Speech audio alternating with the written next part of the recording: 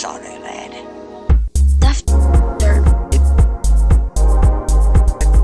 Left dirt. Left dirt. Left dirt. Someday. Where's I'm sorry. Someday. Where's I'm sorry. Left dirt.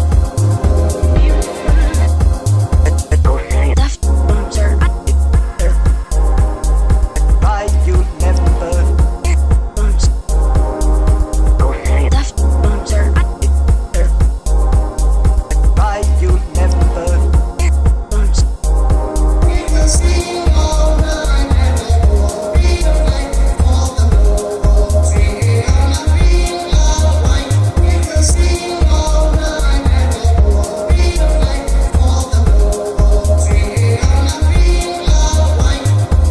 ahead? Left dirt. Why you never Bones. go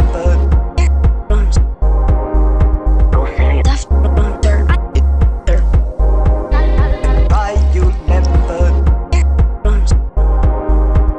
Left dirt. Why you never Bones. go ahead? Left dirt.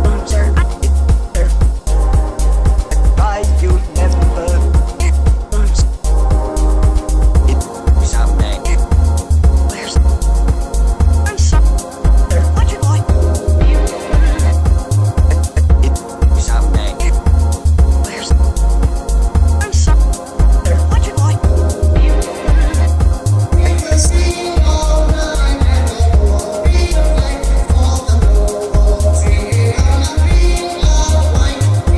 Watch it,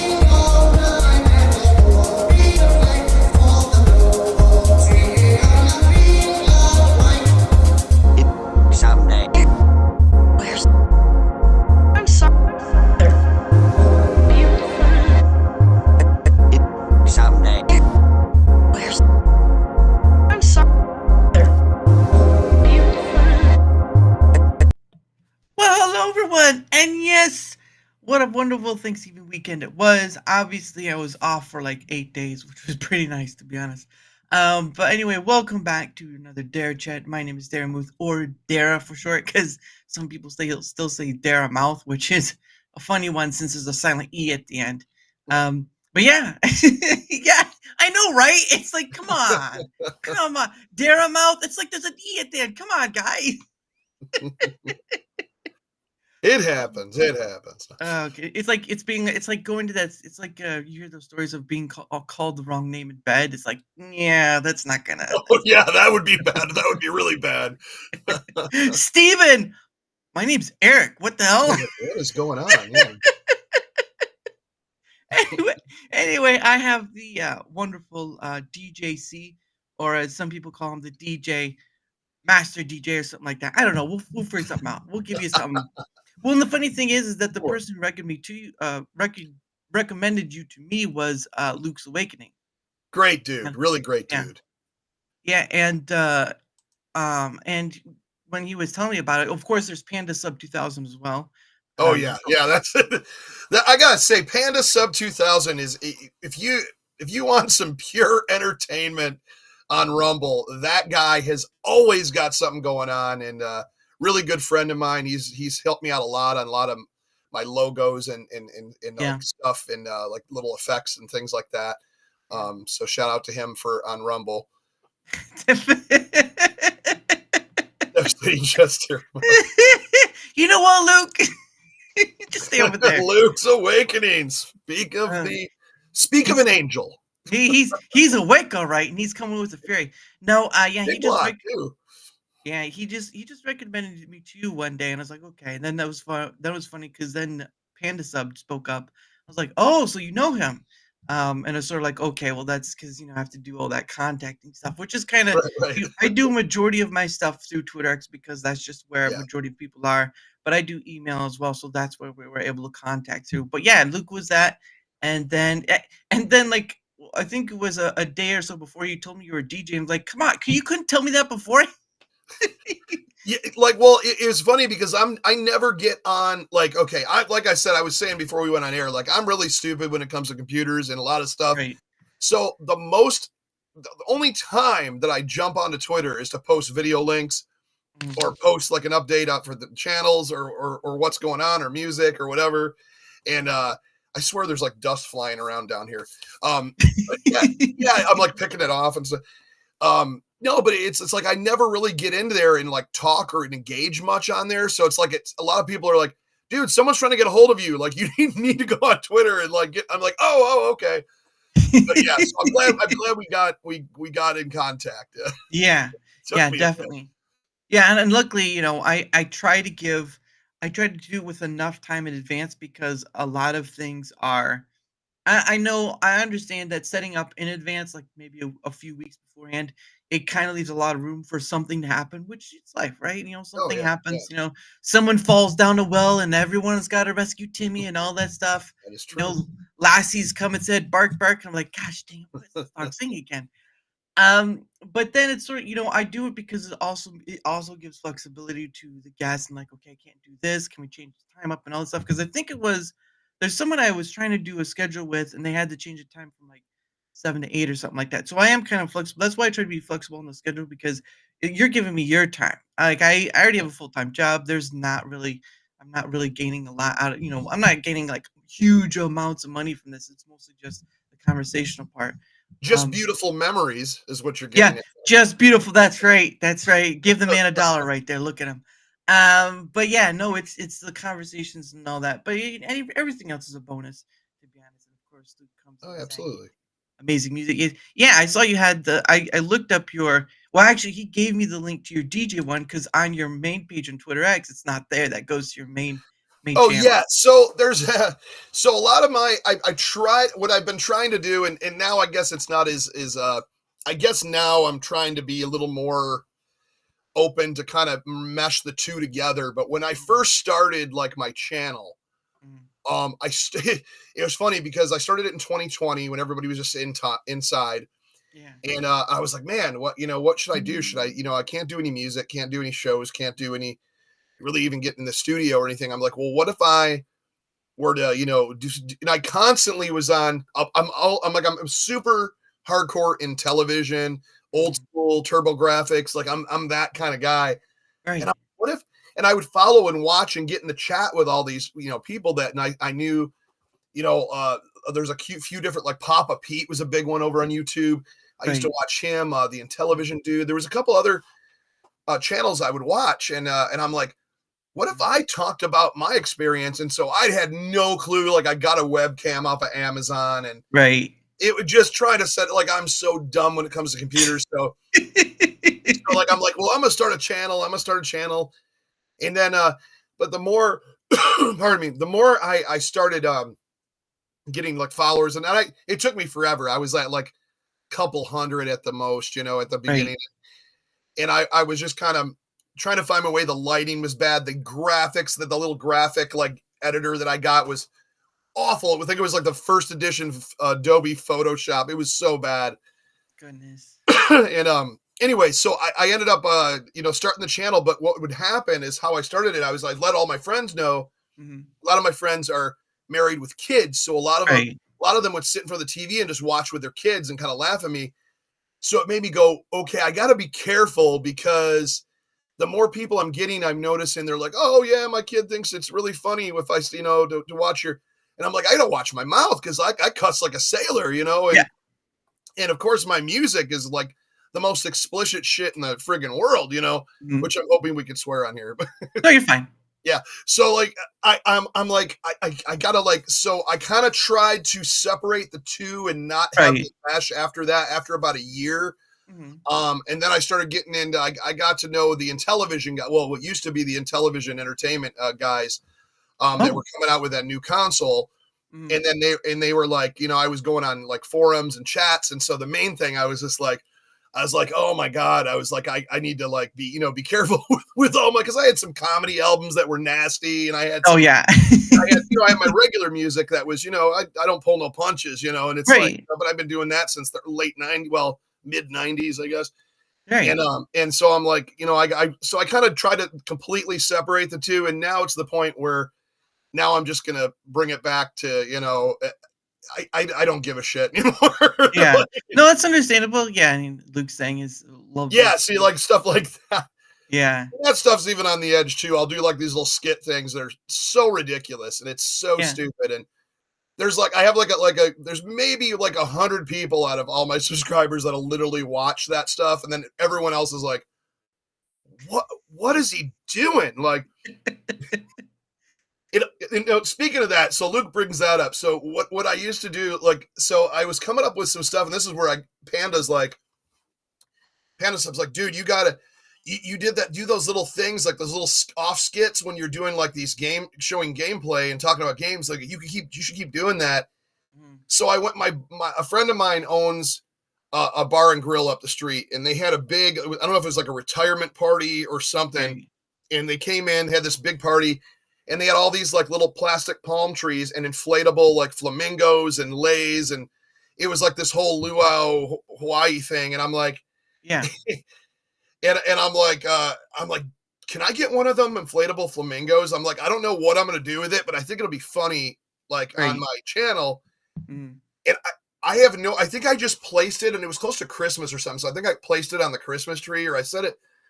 I don't know how the shit started, but like Right. all of a sudden everybody's like, what's with the flamingo? Like, is that some big secret? Are you gonna like tell us what's going on with it? There was literally no plan for it. I just thought it was stupid looking, and it was Right. to have. And now there's this, like Luke said, there's a whole flamingo verse series of like characters, and it's really stupid. It's like the flamingos are in a multiverse, and it's this whole thing. You'd have to really get into watch it, but it's so ridiculously stupid. I recommend no one watch it. Listen, guys, it's not that important. Don't worry about it. But no, that sounds pretty awesome. Because I mean, I know there's another gentleman I know. His name is Syntrax. He's on Rumble, and he's another DJ of sorts. He's more electronica, synthwave type of music. I don't know what yours is per se. Well, I'm a lyricist. So Okay. which is, it's confusing because the DJC is the abbreviation of the band. It's Devastating Just Cause, and then Oh, okay. yeah, and it's funny because my name's Chuck, so everybody's like, oh, it's DJ Chuck, like it's like yeah, it's not, and it's just coincidental, but yeah, it's I do hip hop. It's hip hop and mixed with a little bit of metal edge and punk, so it's kind of like it's old Detroit hardcore turned into rap, it's kind of Wow. that, I've always done it. I've usually guest spotted or did shows with mostly hardcore metal bands, and the occasional, rap act here and there, but mostly it was always metal, when I was Yeah. like the guy doing hip hop over metal stuff. And Yeah. Yeah. yeah, so like we put out a few different albums and a few different singles, and yeah, like it's funny. Now I'm about to just like, cause a lot of the stuff that was that was really nasty, I started taking off of my out of my Spotify and stuff, and I'm like, I'm about to just put it back on there and be like, Right. fuck it, it's free speech. Like, if Why people not? can't get a joke and get all offended over like, a nasty Christmas album, then oh well. Yeah, or Luke is saying almost horrorcore or definitely Detroit rap. I've never heard of horrorcore, but then again, I'm not. I've any kind of rap I've listened to has sort of been like, um, you could say like the older stuff, right? You talk about like, I'm the same way. I'm a Beastie Boys guy. I was oh Beastie yeah, Beastie Boys, Boys, yeah, Cypress Hill, Run Vanilla Ice. DMC. Yeah, right. But I loved like NWA, Eazy-E, like but Beastie Boys were really a big influence. And then here in Yeah. Detroit, we had Awesome Dre and Esham, and then Insane Clown Posse, and it was there. So there was a lot of influence there. And then that was the same time I was coming and learning my stuff, and Right. I'm it's all influenced, and it's just kind of that Yeah. Midwest kind of style, it's just what's the most insane stuff we could say, like Isn't Beastie Boys from New York though? yeah, Beastie Boys are new. I'm saying like they're Detroit stuff, like Awesome Okay. Dre, Okay. Esham, ICP. They're all from here, from Detroit.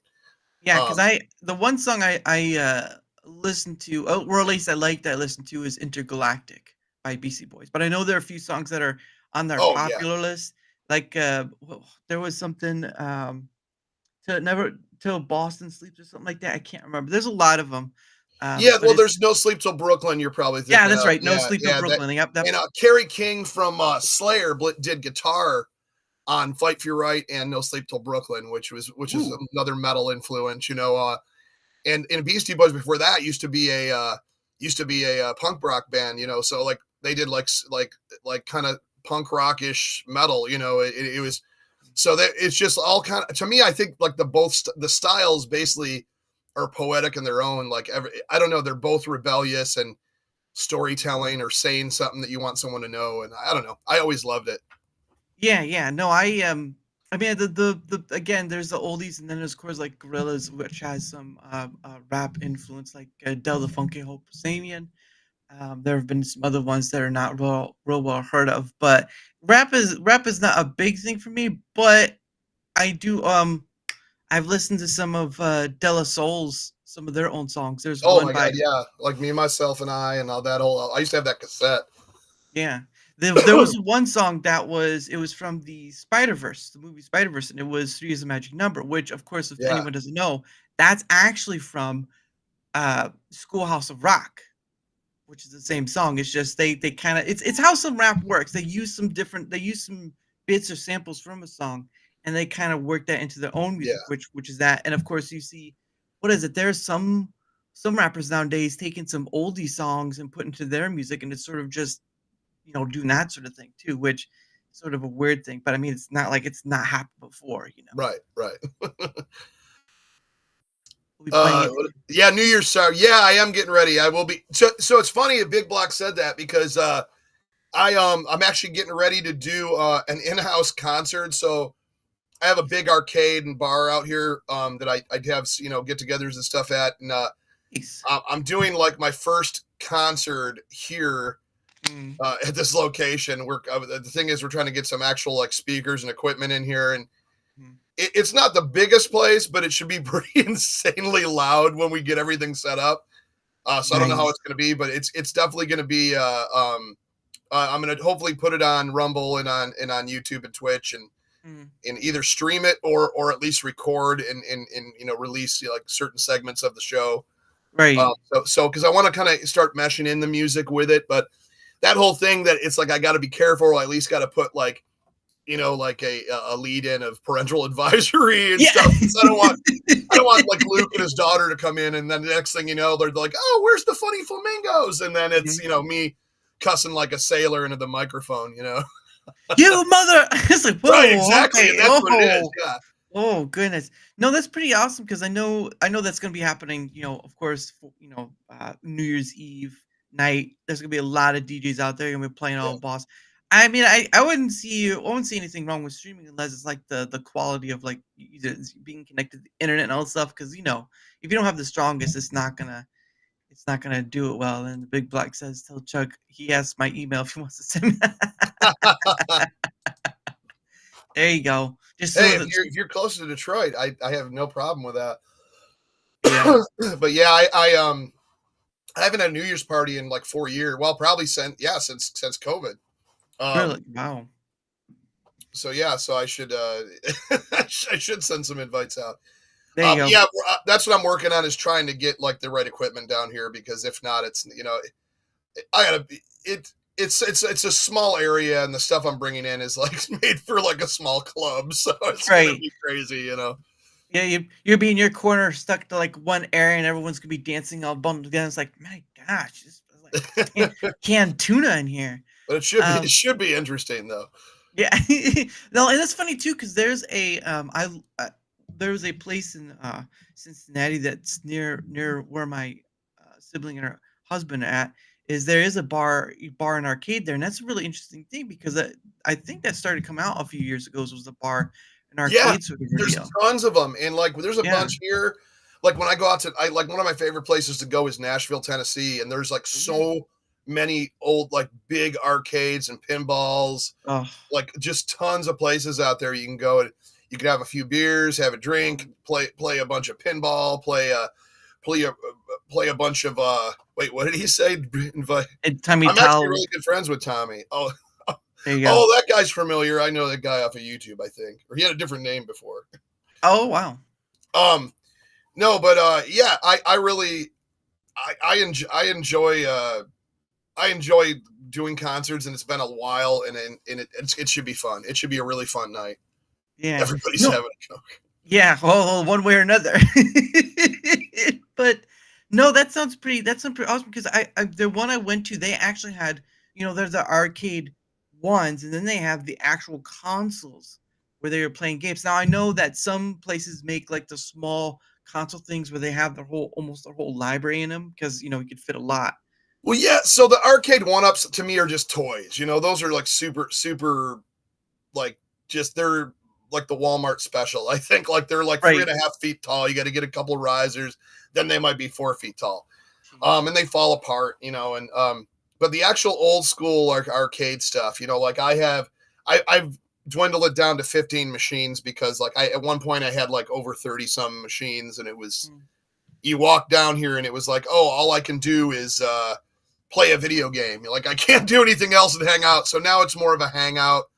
Yeah. I got like the Golden Tee, the Silver Strike, and then I got a couple dartboards, and then I go around the corner and I got like the classics, like the Pac-Mans and the Galaga and all that type of stuff. And then I got a pinball machine. So mostly it's TVs and sitting and bar, so it's like people can actually like it. And then I installed it. Now we got a dance floor down there and then an extra bar. So yeah, so it should be fun. Someone's gonna request Dancing Queen, and then it's really gonna get this. That's right. That is such the big one at my parties. Who requested this song? Gosh dang it, guys! What is going on? No, and that's funny because when you brought up pinballs, I'm like, well, it's funny when somebody, if there's, drinking there, somebody's gonna drink a bit, and if they lose, I'm like, yeah, let's do a machine. Well, yeah, that's the other thing. It's like, so when I do this concert, I'm like, that's why I basically have all my like stuff everywhere, and all I do during my concerts is slam a bunch of beer and just it's basically just beer flying everywhere, and it's just and normally I don't know what, that's another thing. I just like have this idea now, but normally I have like 2 go-go dancers.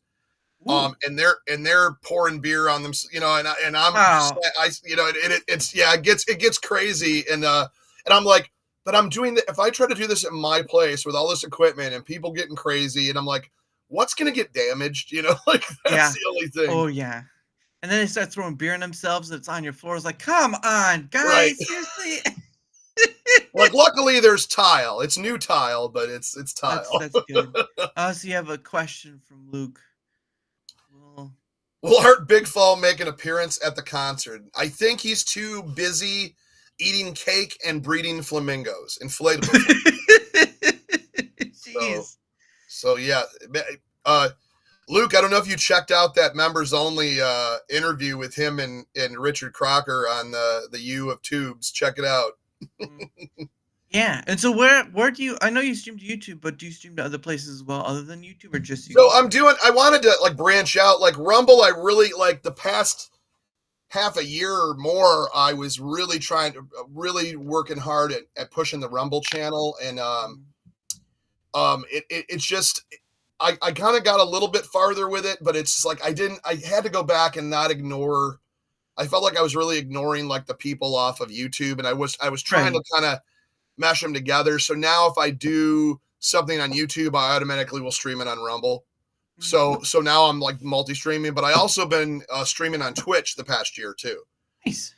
And then there's a couple other platforms I want to kind of get going, and I'm trying to get away from StreamYard though, and come back to like Rumble Studio or something, because StreamYard, I don't know if you heard, but they used to have like a free stream thing, and then you could pay like $10 to get their like premium or their regular. Now they upped their $10 charge to like $48. And it's insane. Well, I remember Where's when the Merlin? I just saw where's that. Sorry. I'm like trying to, I can't really see the. Where's the Merlin? Right here. Is that a pad or a? So this is an old school 1970s. Like it's like a we want to call it like a tabletop game or handheld game. Oh. So it basically has like tic-tac-toe, memory, like a Simon Says. You can make like, and it's in part of the skits I do. We use this as a time travel device, but it's literally a 1970s thing by I think it's Parker Brothers. Oh wow, Yeah, jeez. Parker Brothers. Like you can see like That's the pretty logo, but it's called Merlin. Merlin. Okay, Yeah. wow, I didn't know that. Now I know I've always seen those like handheld football games. You know, you have like that electronic beep beep beep going down the way or whatever. Yeah. Oh, I Yeah. had a bunch of them. Like well, but I had like a bowling one that had all LED lights and stuff on it. I'd have a little pinball one. Yeah. Those ones too. I've seen. It's always interesting to see how far this stuff comes now. You can go from those little things to like was an Xbox or something playing like Madden. Yeah, like before it was just like little LED lights and dots, and then next thing you know, it's like yeah. Now you can't tell if it's the TV or if the Xbox is on. You know. He tripped him. He tripped. Oh wait, I tripped him. Never mind. See, I'm old school too, so I like love Intellivision a lot. So like Mm. all the old, I mean, this you got to remember this system originally, which is this one. I can barely stretch it over here. The Wow. old night. This came out in 1979. Was Mm. test marketed. Then it was a full release in 1980, and it went to Yeah. about the company came. It was Mattel that made this, Mattel Oh, Electronics, right. and so it's got like this phone cord that just kind of like coils back. But Jeez. the games to me are the most charming games ever, and it was like the very first time I was introduced to. Well, my cousins around the corner from me had an Atari. And Oh, I remember nice. as a little kid playing Atari, going, "Oh, you know," but I knew what arcades were, but I also knew like, "Whoa, you can play something similar at home, but it's not the same," you know. And Yeah. my dad came home one day with like with this Intellivision, and at the time, you know, yeah, I remember it was probably 1980, 81, and Right. at the time that you know $200 was like insane. Imagine like what that Oh would yeah. be today, you know. Probably a But he thousand came at home this with point. that, and that's when I just started going, "Oh my god!" And I just fell in love with it. Uh-huh. And to this day, like I've always loved video games and stuff like that, which is the whole other passion, you know, Right. of getting into this. So going back to like I was saying, I was doing that.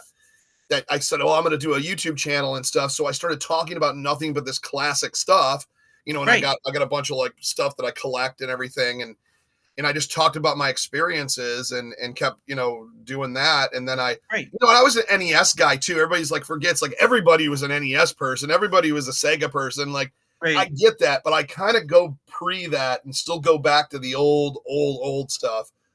Yeah. To the fact now that I'm in this awesome community that have so many homebrews now for these. Like Oh literally yeah. like this year, Time Pilot was ported to the Intellivision, which is and it plays almost like the art. It's so awesome. I have a Wizard of War, Oh like, wow. and then they have these flash cartridges. Not to bore you too much, but Oh, they you're got fine. these flash cartridges. So basically, you hook this up with a USB to your computer, and then you can Okay. download a bunch, like thousands of ROMs of all the different games, and just plug this into the original old system. That's insane. And it's So just just like it's like 80s blocky pixelated goodness. It's awesome. a television, yeah. And then you had a question here, something about two amigos. No, I have one. I have one right here. So this was the Intellivision Amico that still they haven't heard any news on if it's going to come out. Mm. Oh, look, it's got the Christmas thing. No, I still got the one. I have like 4 controllers, Mm-hmm. but Now, what is a Amico? Because I've never so heard of it that was one. basically. So I know there's people that are going to troll me on this and stuff, but because it's like but it was basically a remake of this. They started doing this. This was the new thing. I was one of the testers on it. Right. I still have it. The company is still trying its best to like do stuff, but right now they're working on an app that works through Amazon Fire TV and all this stuff, and Right. they're trying to come out with those controllers because originally it was. I wonder if this would move. Oh, I can. So basically, this was going to be the new one right here. Ooh. This is like a test unit right here, like a prototype unit. But yeah, it's kind of like what do you want to say, in limbo right now. I haven't heard Yeah. much on what's going to happen with it, and it's Mhm. it's sad because I really liked it. Yeah. Cottonmouth King's video. What? Yep. Old school cred. Yep. Oh yeah, There's I no. was in Cottonmouth King's Bump video. Oh goodness. That's crazy. Yeah, you know what? The for the Amigos though, it almost reminds me of the Zune. The way it looks, it just reminds me of the Zune, like with the wheel in the center and it just kind of like that. That was ages ago for the Zune, but Oh it, yeah, yeah. Yeah, it was just a thing where it was going to be a bunch of digital ROMs and stuff that they were going to sell. They had some stuff that would work with like a card that you'd tap on the system that would work, and it would download a game and stuff. nice. I have not heard anything as currently. I know that the company sold the Intellivision Classic name to Atari. Atari bought Mm, that. right. Ever since then, I think they're regrouping and trying to figure out what they're going to do with this console, and then what they're going to do with the app. They call it Amico Home app, which they have like Yeah. games like darts and cornhole and just like simple stuff like which is fun. To Right. be honest, like I played the cornhole game. You kind of just get a couple like Android phones or iOS phones, and you just use them as controllers. So you kind of just do it's kind of like a newer school Wii. It's pretty sweet. I always loved it. I feel bad for a lot. I get it. People were like, and that's why I'm like, oh, they're gonna troll me. Yeah. But yeah, a lot of people flipped out over it, and a lot of things. Anyways, I'm not going to get into that whole thing. You can look that all up everywhere. But but I still want it. I still want it to happen. I swear, if I Yeah. had a couple million, I'd make them myself and ship them out to everyone that ordered one. But Wow. Yeah, no, and that's an interesting factor, especially with the what is it? Was it GoFundMe? I think it is GoFundMe. Whatever it is, because you do see a lot of projects, whether it be games or something like that, that get kind of supported through that. So who's to say if you have to buy the rights though? That's the interesting factor is you have to buy the rights, to sort of, yeah, which isn't yeah, cheap. and you'd have to have enough people to actually fund something to make. It's just a whole thing. But I know that the people that I still talk to that are running the company now are not the same that are running it at the beginning, but it was Right. more exclusive. You are funny man, Mr. Newbin. No, I just I really hope it somehow comes out, or they somehow integrate these new controllers, which is basically the system. I mean, who cares about a box, but like Yeah. they can get those controllers to work with the home app on the TV, smart TVs. Mhm. Then you're good to go. Then start making games, then you Yeah. can actually play, like, because they did remakes of like Astro Smash and Mhm. a couple of other ones, like that were popular. And there's something we still haven't seen, like Night Stalker Mhm. and the Advanced Dungeons and Dragons or Cloudy Mountain. Ooh. But yeah. And it's funny thing too, because when you mentioned about doing that on like the Fire Stick, whatever, I know YouTube has their own thing with games now, where you can just go click on their thing and play games straight from YouTube, which is an interesting factor, right? Either Oh, play you from see, your I've TV. never done anything. I've done like the old, like, remember, like when they used to have like the website games, like you can play Yeah. Pac-Man for free and stuff like that. Oh But yeah. it doesn't. It looks weird and stuff. But the fact that you can get something, so like I kind of dig what they're doing and trying to do, at least trying to salvage what they can and try to get some dollars in by doing this Amico Home. And I think Mhm. it looks really cool. If you can get these these newer style controllers to work with smart TVs, and you kind of skip the whole console to have a box and just run everything through your smart TV. I get it. But I still want the this console to come out though. I'd rather Yeah. have that come out than anything. But that's, And I it's guess, and wishful it's thinking right now. Yeah, and it's restricted by that nature of the whoever has that business Right. portion. But I mean, it's not a bad idea to try to want something else, because I mean, obviously, technology is going to get to the point where I mean, you VR sets, right? You have the VR headsets, and you can just Oh yeah, those are huge now. And you know what? I've never put one on and played one of those games, and I heard it's insane. yeah, no, oh, what was it? I know people were kind of downtrodden on the what was it, like the Apple Vision Pro or something like that, or whatever it was. And but the thing of it was is that's kind of going to be sort of the future in a sense, because people are going to want to have something like, what was it, like Google was trying to do their HoloLens or something like that, and people want to have something like that where they can go around and just kind of interact instead of just on a phone or whatever. So everything would be sort of like here, and then you could just interact with this empty space and gestures and whatnot, which is going to be a Yeah. weird time, especially if you see some people on the streets like, what is he doing? Oh, he has that. Oh, he has those glasses. Right. It's like the Running into Bluetooth. traffic. Ah! Yeah, it's like the Bluetooth. It's like the either the homeless man or the Bluetooth. It's like, yeah, Bluetooth, because he's yelling at himself. I don't know what's going on. That would be insane right there. You just like, there's somebody in their car just sitting there just yelling at themselves like, I don't know what's going on over here. He has a car. It's so real. I feel the pain of getting run over. Okay. My leg, it won't move. Oh my gosh, this game is so real life too. You're right. Yeah, right. Well, I'm paralyzed just like in real life. Oh man. That'd be the Another game system I love absolutely a lot is, besides Intellivision, which I absolutely love, is Turbo Graphics. I don't know if you ever played a Turbo Graphics game before. I've They're heard of so much fun. It's like if you took the NES and meshed it with like a Sega Genesis and then added a really insane CD component to it, it's like it came out all like, because it came out in Japan first as the PC Engine, and it just dominated. They had like thousands of games, or hundreds of games. Anything could be an Amico now, I hope. Yeah, that'd be cool. But yeah, like that is one of my favorite systems. I think the games look colorful, they're fun looking. 16-bit is where it's at, man. Just the art style of 16-bit games are so cool, Right. And especially when they're kind of almost a hybrid between 8-bit going into 16-bit, and you get that just beautiful pixel, the parallax scrolling, and just the kind of that to where it's not, it's like back then they were trying for the art style to be very realistic, but they knew it would still kind of look cartoony.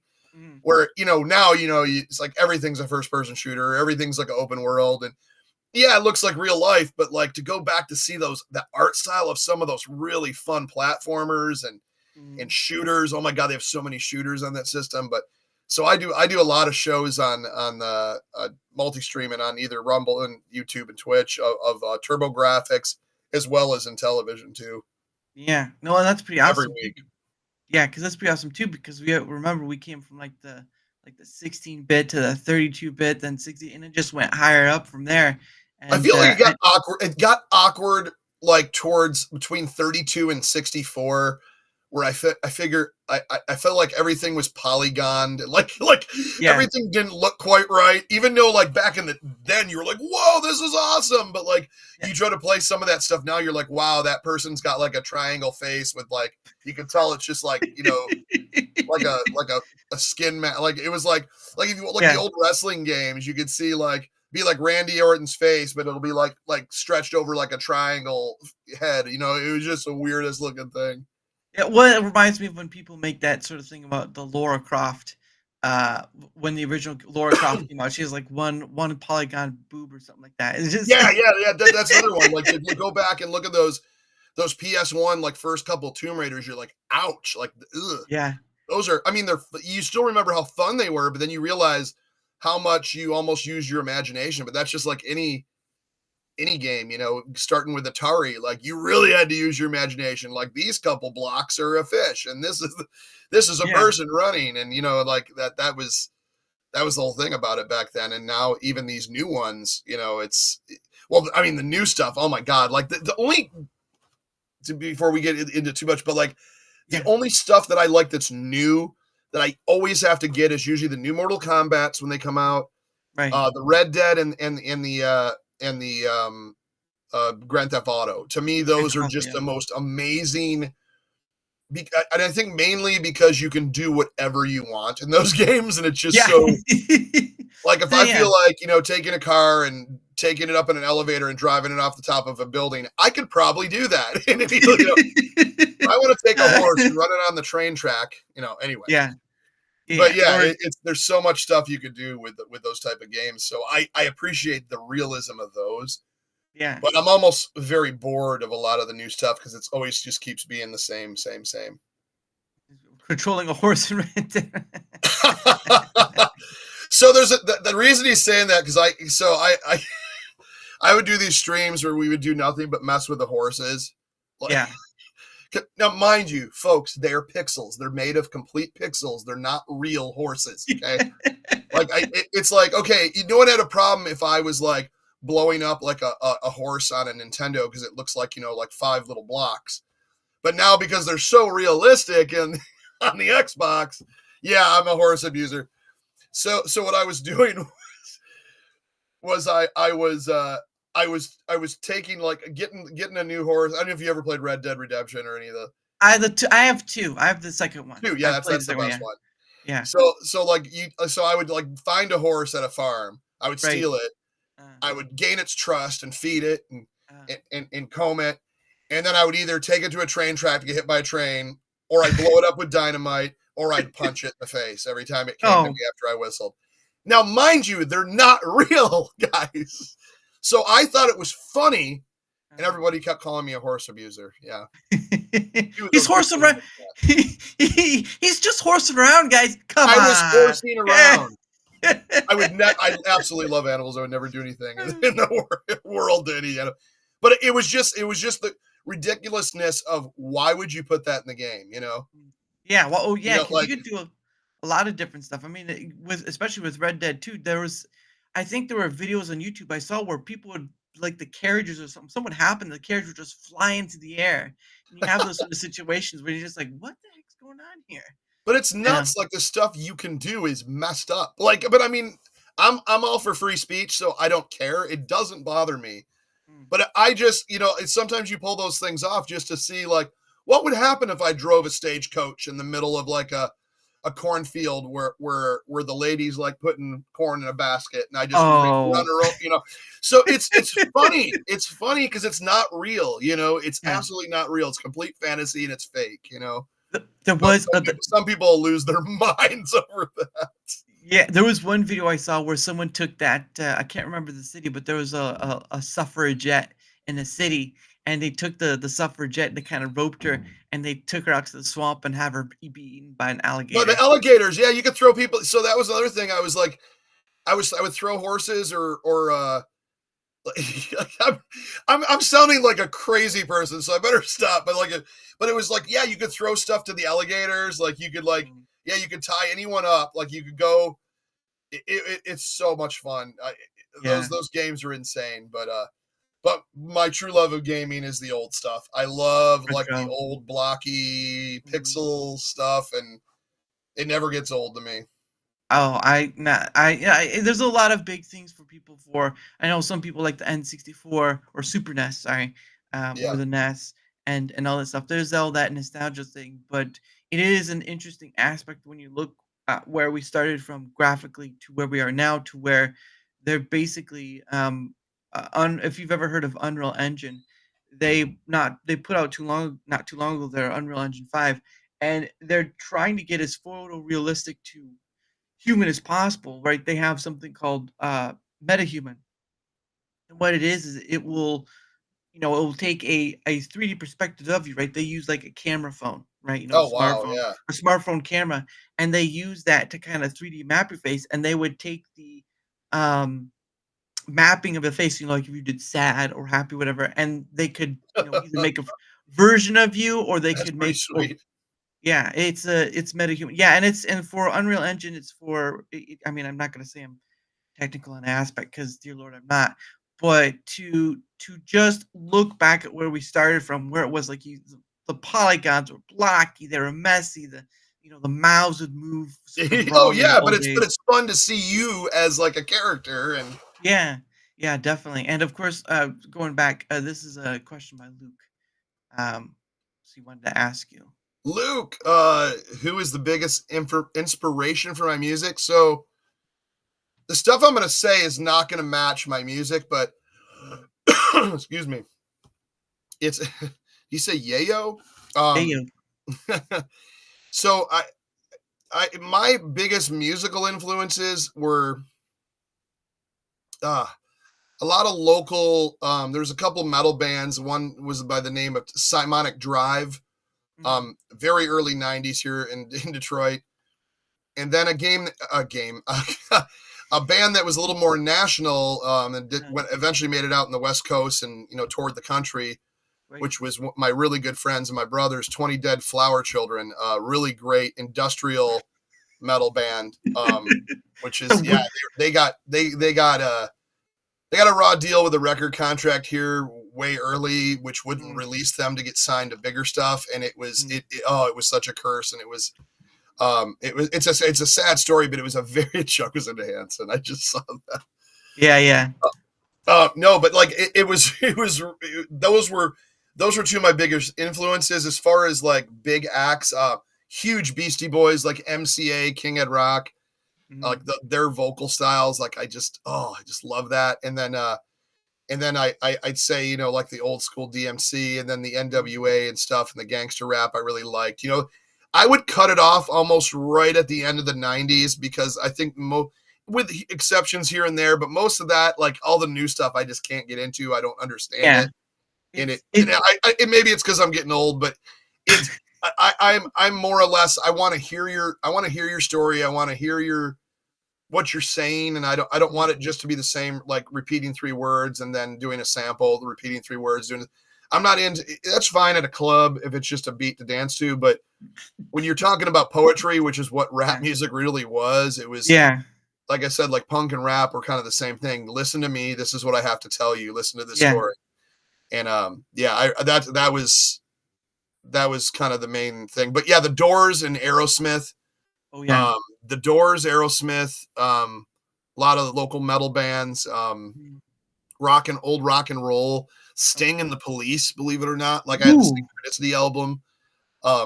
I still got that on vinyl, the one that I had as a little kid, man. I still know where every skip is on that.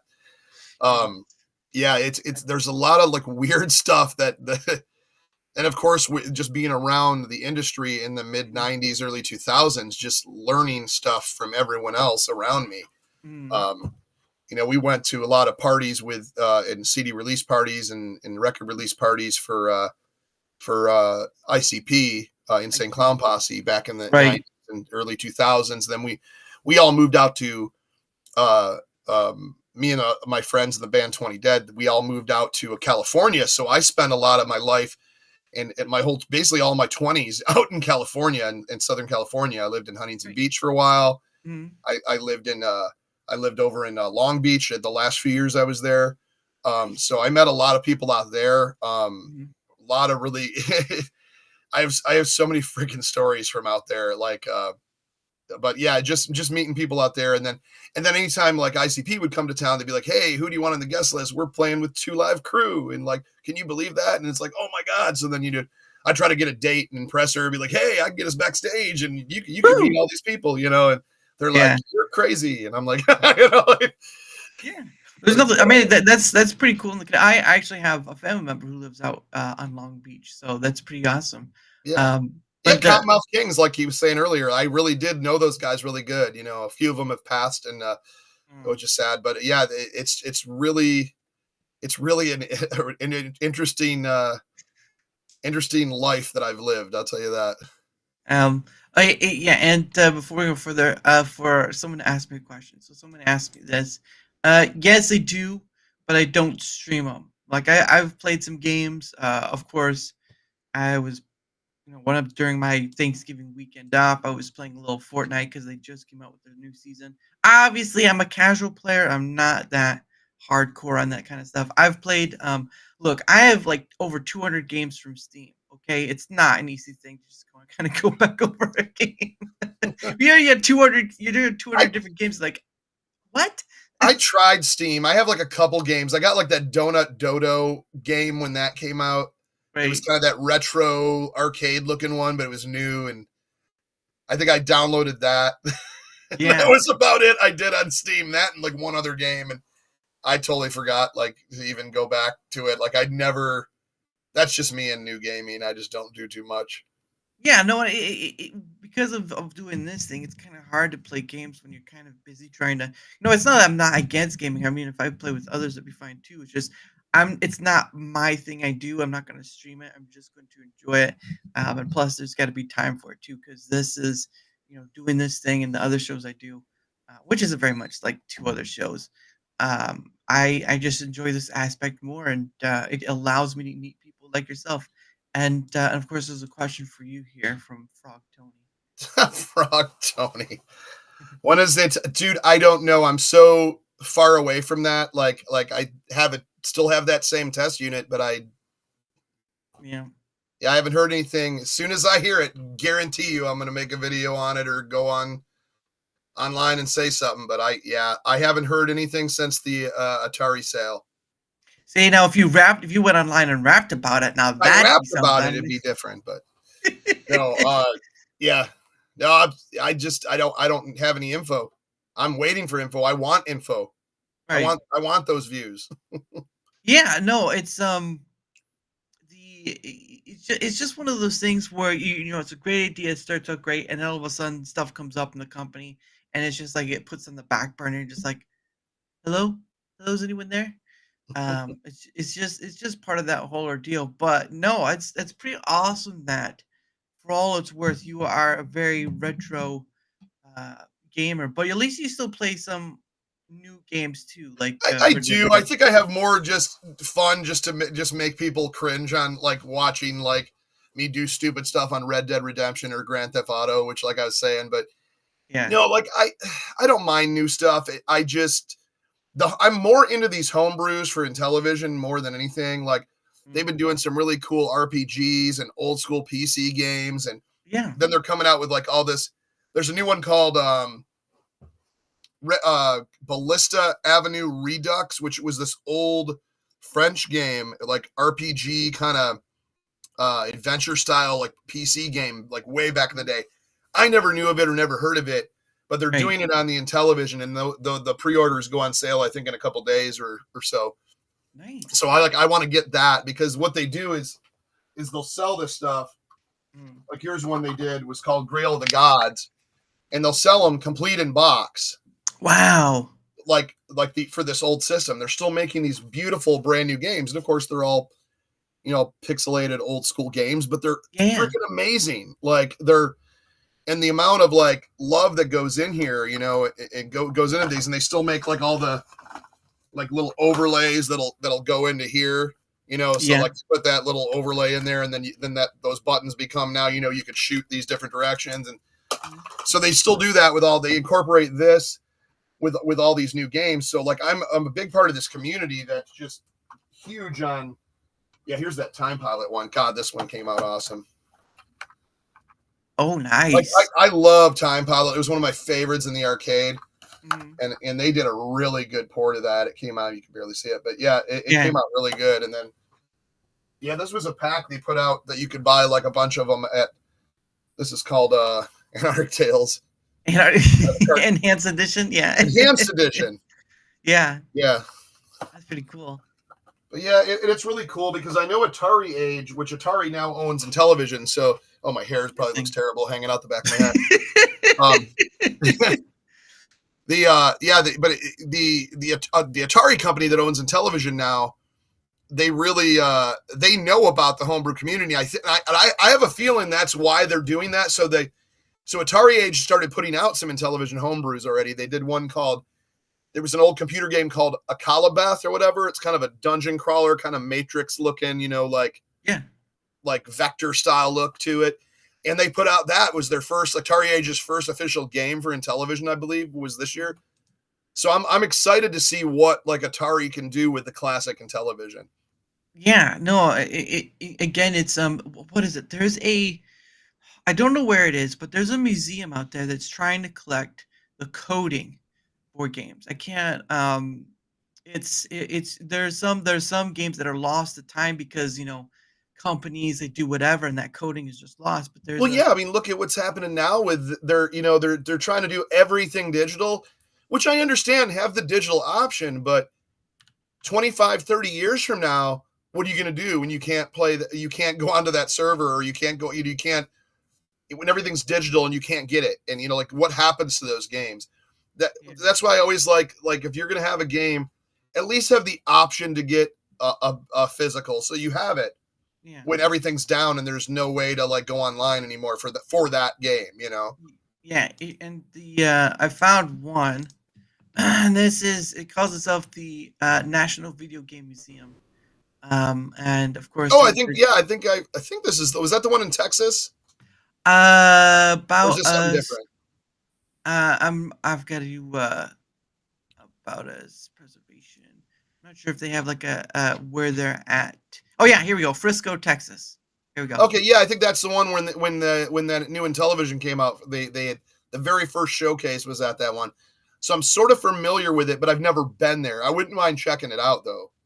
Yeah, and of course they give a little detail, like it's Frisco, Texas, which I don't even know where Frisco, Texas is. But it's interesting. You have these places that are trying to save the data because this stuff. I mean, it's not like it's gonna last forever. So they have to kind of save the code, if you will. And some right. Well, even having like the consoles there and even even having some box games or ROMs or codes or anything like that's it's sad that that's what it needs to be now, to be put in like Indiana Jones says it belongs in a museum. But well, there you go. yeah, there it is, right? Yeah, no, that's pretty awesome too. And of course, it's just like, they have Pokemon, Native American representation. Let's see, interactive exhibit. Oh, there's a Game Genie there I saw. Oh no. Yeah, wasn't that up there? Yeah, there's like a Game Genie with the NES. Oh wow, yeah, look at that.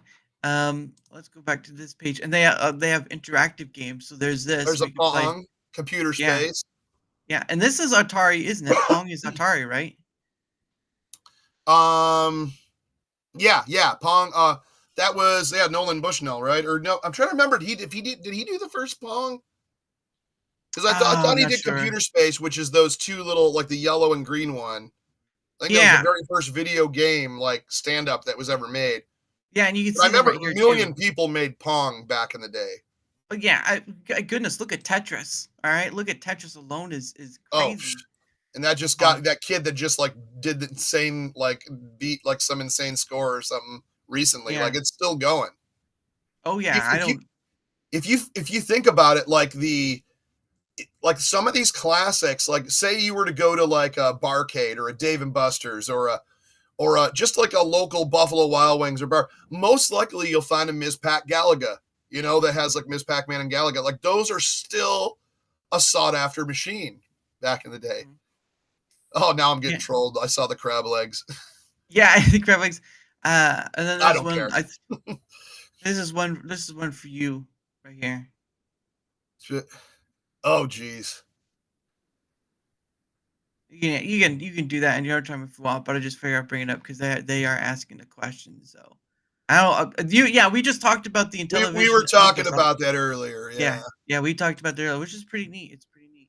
But anyway, we're at. So yeah, head to wall. So I guess you can play different consoles, which that's a lot of different consoles right there. It looks like it's starting from. I got NES. So can you blow that part up or no? It's not. Oh, hold on. I think I can. I would love to see if they had PC. Oh, there you go. I'd love to see if they had a PC Engine or TurboGrafx. I see. So that looks like. I see a 3DO. I think that's a 3DO on the end, isn't it? Or is that a? That looks like a. It looks like an Xbox. No, it's a PlayStation, I believe. Is it okay? And then I see it was an Atari 7800. Looks like. Oop. I went a little too far into the future right there. Oh yeah, here we go. So that right here looks like an Atari, but that one might be a PlayStation because it's showing Ape Escape, which is from the PlayStation. Oh, that might be a 5200 on the left. Yeah, Ape Escape with what the heck is that? Oh yeah, you're right. It is PlayStation controllers. Yeah. So you can see down here where my mouse is at. You can see there's the old N64 controllers right there. Yep. And I think these right here might be the Dreamcast. The Dreamcast system right there. Halo, so that's Xbox. Man, I had a Dreamcast. I wish I would have never got rid of it, but back in the day you never knew. Yeah. Hey Adam, how's it going, good sir? We're doing pretty well. And then, of course, so you get the Xbox, a Contra. I'm thinking that's the Geo. I'm not sure, or it looks like the maybe SNES, maybe SNES right there. And then there's two right here. This one it looks like the Atari right here because it has that pack, and then you have the toggles, so it looks like it might be the Atari. Right. This right here, and then this one I'm not sure of because it's not very. Oh, I think that might be That's Genesis. Sega? Yeah, Sega Yeah, it looks like Genesis. yeah, it looks like a Genesis. The other ones I can't tell. It's too far away, Right. but I mean, yeah, that's pretty awesome that you can. Okay, let's get back to 100%. There we go. Yeah, that was a lot. Timeline of console. Oh, that's pretty awesome. So you can see all the different. Yeah, consoles. that is sweet. The big Super Nintendo tables there with the interactive tables. That's pretty sweet. All right, let's see if we can't name some of them. I'm trying to get as close as possible. Let's see if I can't do a little. Okay, here we go. So I think that's a Commodore right there, where the mouse is at. Either that or a TI-99. I can't really tell. There's an Intellivision right there below it. Oh, that's in the television. That's this one that has the those controllers. They're put into like each side on the top. There's a Vectrex up there too. Oh yeah, definitely. Oh yeah, and you could see. Yeah, I don't know what these. There's a television one over here, which I'm not sure of. There's a SNES underneath it with the Game Boy right next to it, right there.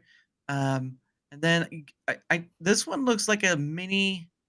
That's like a Bally Astrocade or something, maybe. Maybe because it looks like it's like a mini arcade system. Yeah. And I think right next to that looks like an Atari. I'm not too sure. Maybe. This one up here, it looks like a typewriter of sorts. That might be an Odyssey. An Odyssey, really? Okay. Although, like I said, I can't see it that close, but looks like there's every system possible up there. Yeah, this should. Okay, here we go. This should be a little better. Yeah, I think that is an Odyssey. I think that's Odyssey 1 and 2. Intellivision. There's a couple Pong consoles. Yeah, there's a Vectrex. There's a Sega Master System. NES, Super NES. There's the GameCube over here, the DS over here. That's where is the PC Engine though? I always look for PC Engine Turbo Graphics. Oh wait, there's a Turbo. I see the Turbo right next to the Game Boy. You have the NES, the Game Boy, and the Turbo Graphics. Oh, right here. Or still? Yeah, I think that's a Turbo right there. Okay, yeah, because then because there's it looks SNES, Game Boy Color. There's the old first Xbox right there. I don't know what this one is though. That one I've never seen before. This one right here. This one looks like you can draw on it. That's probably like the V Kid or what was that called? The VTech video. Yeah, VTech. Yeah, like, I remember. You can draw like on the screen and stuff. Mm-hmm. But I miss my Vectrex. Never Vectrex. Interesting. But yeah, it's very interesting to see how far we've come from like these over here on the left to all these over here on the right and beyond. And of course, I gotta back out because I went in deep. But then you got time of consoles, 1980s bedroom right there. Oh wow! All right, well, my 1980s bedroom had more like half-naked chicks on it and Freddy Krueger and horror posters and stuff like that. Yeah, I like the Ferris Bueller's Day Off thing though. Yeah, Ferris Bueller Days Off. That looks like Madonna right there. I don't know. I had like Beastie Boys and Ghetto Boys and Iron Maiden and Freddy Krueger. Then I had a bunch of like the swimsuit models and like back in the 80s, like you could just buy you could go up to like CVS and buy like a poster of a girl like with their just like those swimsuit models that are like this with nothing on and like nowadays you could never buy something like that at like a Save Right or a CVS or anything like that. Yeah. Well, and the funny thing is too is this looks too clean for an 80s room. It's super clean, dude. There'd be no way. And like, where's the big stereo speakers? Like, you got to have the big like stereo speakers too. Now, I think this is what you're talking about, the rise of computers, right? The PC engines, right here, rise of computers. Oh yeah, well the PC Engine is the Turbo Graphics in Japan. It's that game console. Okay.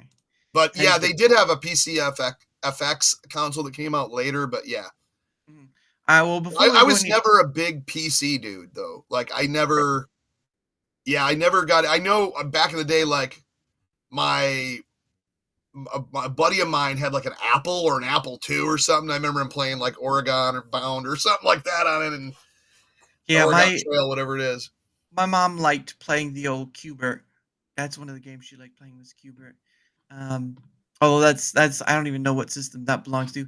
But before we go any further, it is so what happens is at the top of the hour of when I have a guest on, I set aside some time for us to promote ourselves. So Sure. like 1 hour, hour after that. So because some creators they do like they do their guest thing at the beginning or they do it at the end or they kind of do sporadically throughout. But I do it sort of like on top of the hour, sort of like a time measurement, right? Because I don't, I do have a full time job, so I kind of have to keep time with things. But anyway, so I do. One second, I think I have. Yes, I have all I could find. Now I did put your DJ channel, the YouTube channel, in there, and your Cool. Rumble as well. So, Very, yeah. but if you want to promote yourself, the floor is yours. So, if you guys are into retro gaming, or ridiculous stupidity and skits, mostly retro gaming though. So DJC Game Studios here on Rumble, DJC Game Studios here on YouTube, because I know we're double streaming. And you could also follow me over on Twitch, and some other platforms coming soon.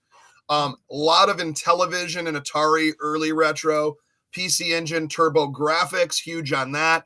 I even have a 3DO show, the Panasonic 3DO or the real 3DO. I do a lot of that as well. We do a show every Thursday for the most part, but we skipped one because of Thanksgiving. Right. You see a lot of the homebrew games for Intellivision and stuff like that. I'm trying to get into like a ColecoVision and some more Atari homebrews and even Sega Genesis homebrews coming up soon. But the homebrew scene is amazing. It's awesome. But please give me a follow, give me a like if you'd like. And I'm going to turn my phone off because someone's trying to call me.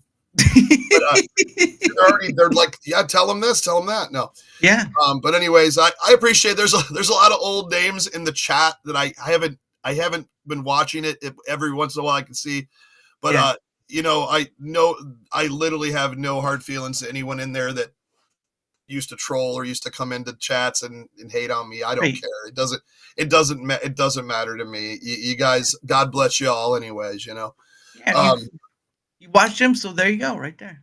But there you go. Yeah. If you want to, please subscribe, join, follow, like, support the channel if you'd like. And I got a lot of new stuff coming up. Like I said, we're going to be doing a concert, and I'm going to be kind of meshing this.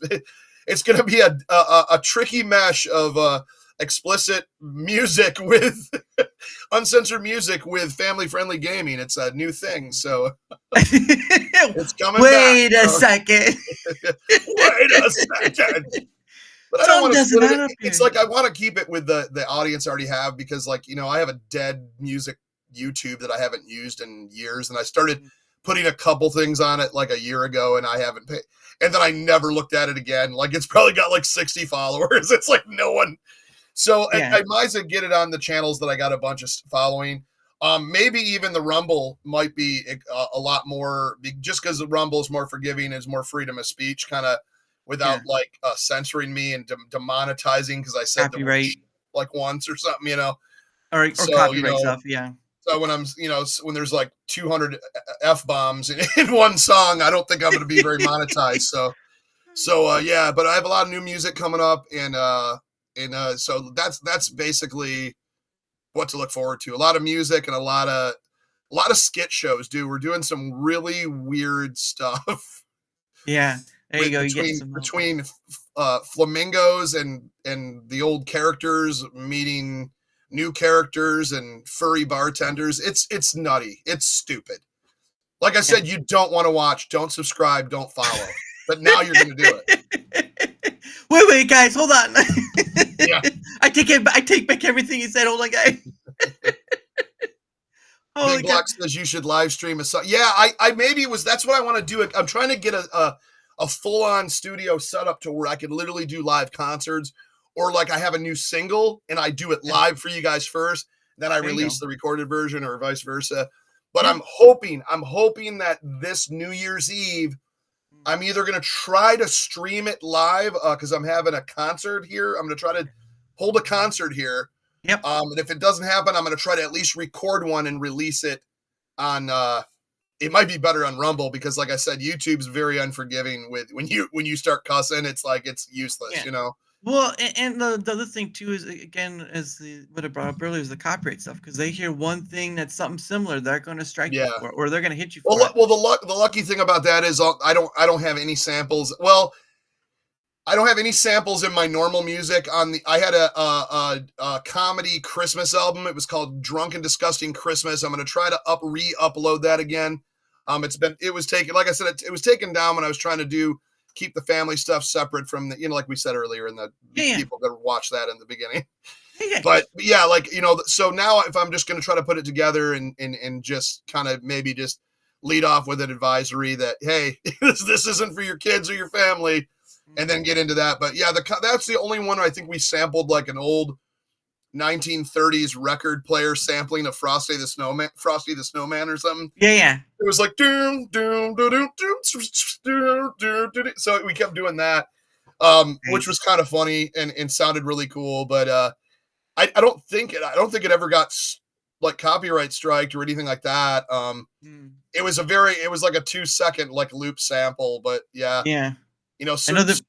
Old stuff, and now a lot of that stuff's becoming like public. After so long, after 100 years, But yeah, public domain. Yeah, public domain. Yeah. Yeah, and it's funny how that works, especially books, movies, and all that stuff. But for my end of things, whether you're on the Rumble side or the YouTube side, if you wouldn't mind leaving a like, sharing the content, or a follow or comment, anything that helps the engagement is much appreciated. Yes, I know I was off for a while. I took some time off because, of course, it was Thanksgiving weekend, but also because I'm not living on this like it's paying for my bills sort of thing. So it's not like I'm not going to be, gone forever. It's just got to take some time off because I do enjoy doing this. Don't get me wrong. Yeah, life sometimes gets in the way. It happens to me all the time. Yeah, and the support you guys do, whether you show up once in a while or show up for every one of them, I appreciate you all. Because again, this month is going to be a little tricky because again we have the holidays, right? We just had Thanksgiving. Yep. So now we've got Christmas and New Year's coming, so that's going to be disconjointed. And then, of course, I'll be gone this Friday because I have a family event. So it's going to be a little disconjointed, but at the end of the day, it's all about seeing these people coming on. I have some pretty awesome people coming this week, so there's that. But again, any help with the engagement factor is much appreciated. Of course, down in the description below on either YouTube or Rumble, right? There's my link. You can find me at those places. If you'd like to come on yourself, guess what? You can either go to that link down below, find me at my places, or leave a comment on Rumble or YouTube because I can find you there too. There's many different ways of contacting me. So again, I've been contacting DJC through email, so there's that too. But it takes forever, but eventually I answer. It's like the last second. It's like, come on, no. Yeah. But no, I do appreciate all. Again, any help with engagement on either end is much appreciated. And of course, if you want to check out where my stuff is at, link is down below. Thank you all so much. And again, of course, thanks to you because actually let's give a big thank you to Luke's Awakening. All right. If it wasn't for him, I wouldn't have known about DJC. So thank you, Luke's Awakening. You'll get, you know what? I can't do it on. It's called the golf clap. I'm just doing the golf. Yeah, the clap. golf. and they're doing it very silently. Is that? Yeah, the golf. Oh goodness. But yeah, so I can't do it on YouTube, but for Luke, I shall do a gold star. There you go. Luke's. I gotta write it down. Oops. And there we go. All right. There we go. Got it up. There you go, Luke. This is for you. Appreciative. Got a gold star right there. Can't do it on the YouTube side because I'm not monetized, so unfortunately, but on the Rumble side I can do it. So this was the gold stars and moon stars. If you look to my emojis. Dude, I just realized all I had to do was scroll and now all the chat's there. The only thing I saw was from the very beginning all the way down and then what you were highlighting. Now I'm like, oh, if I would have just rolled the chat down, well, a little too late now. Sorry, everyone. No, you're right. Now I see everyone in here. So you're waiting on a check to arrive. I'm waiting on my check to arrive. What the hell do you talk about? He's got a big gold star now. Yeah, you got a big look at this. I can't believe this. He's a man. He's a man of God, and he can't be satisfied by the small things. This is really just. I don't believe it. So if the real Bob Newman is here, where is the fake Bob Newman? Is the other one been a fake the whole time? Oh my gosh! Look, we're I don't gonna hold on, guys. We're gonna have to really get into it. DJ, save the juicy, spicy stuff for you. Well, That's all I got. he I don't. he'd like to, but he just explained that they kind of hit him for doing the spicy stuff there. So he can try. But yeah, but no, thank you for that, Luke. Yeah, well, of course, Panda Sub as well, because Panda Oh Sub yeah, did kind Panda of give it. Sub. You know. Panda Sub kind of did. He's like, yeah, I know that guy too. He's like, wait a second, what's going on here? If we can just keep him out of those bathhouses, Yeah, he's got a real problem. He has- a real problem. He has a real problem, We, and you yeah, know if what? we get, any time we can keep him out of there, it's a good day for him.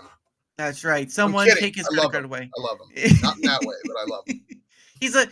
He's a man who has 1,000 ideas, but just does not have enough time or stamina to get those ideas I out. wish I had his stamina. That guy, he basically never sleeps. Has like 1,000 shows a week. Yeah. He is doing very well, and I absolutely love when I can catch him. And I'm trying to do stuff like 5 days a week as well. So Yeah. I know we did I don't know if you ever checked out a thing called Basement Brothers, but we did this whole thing. I I enjoyed seen it but I've so heard much. of it.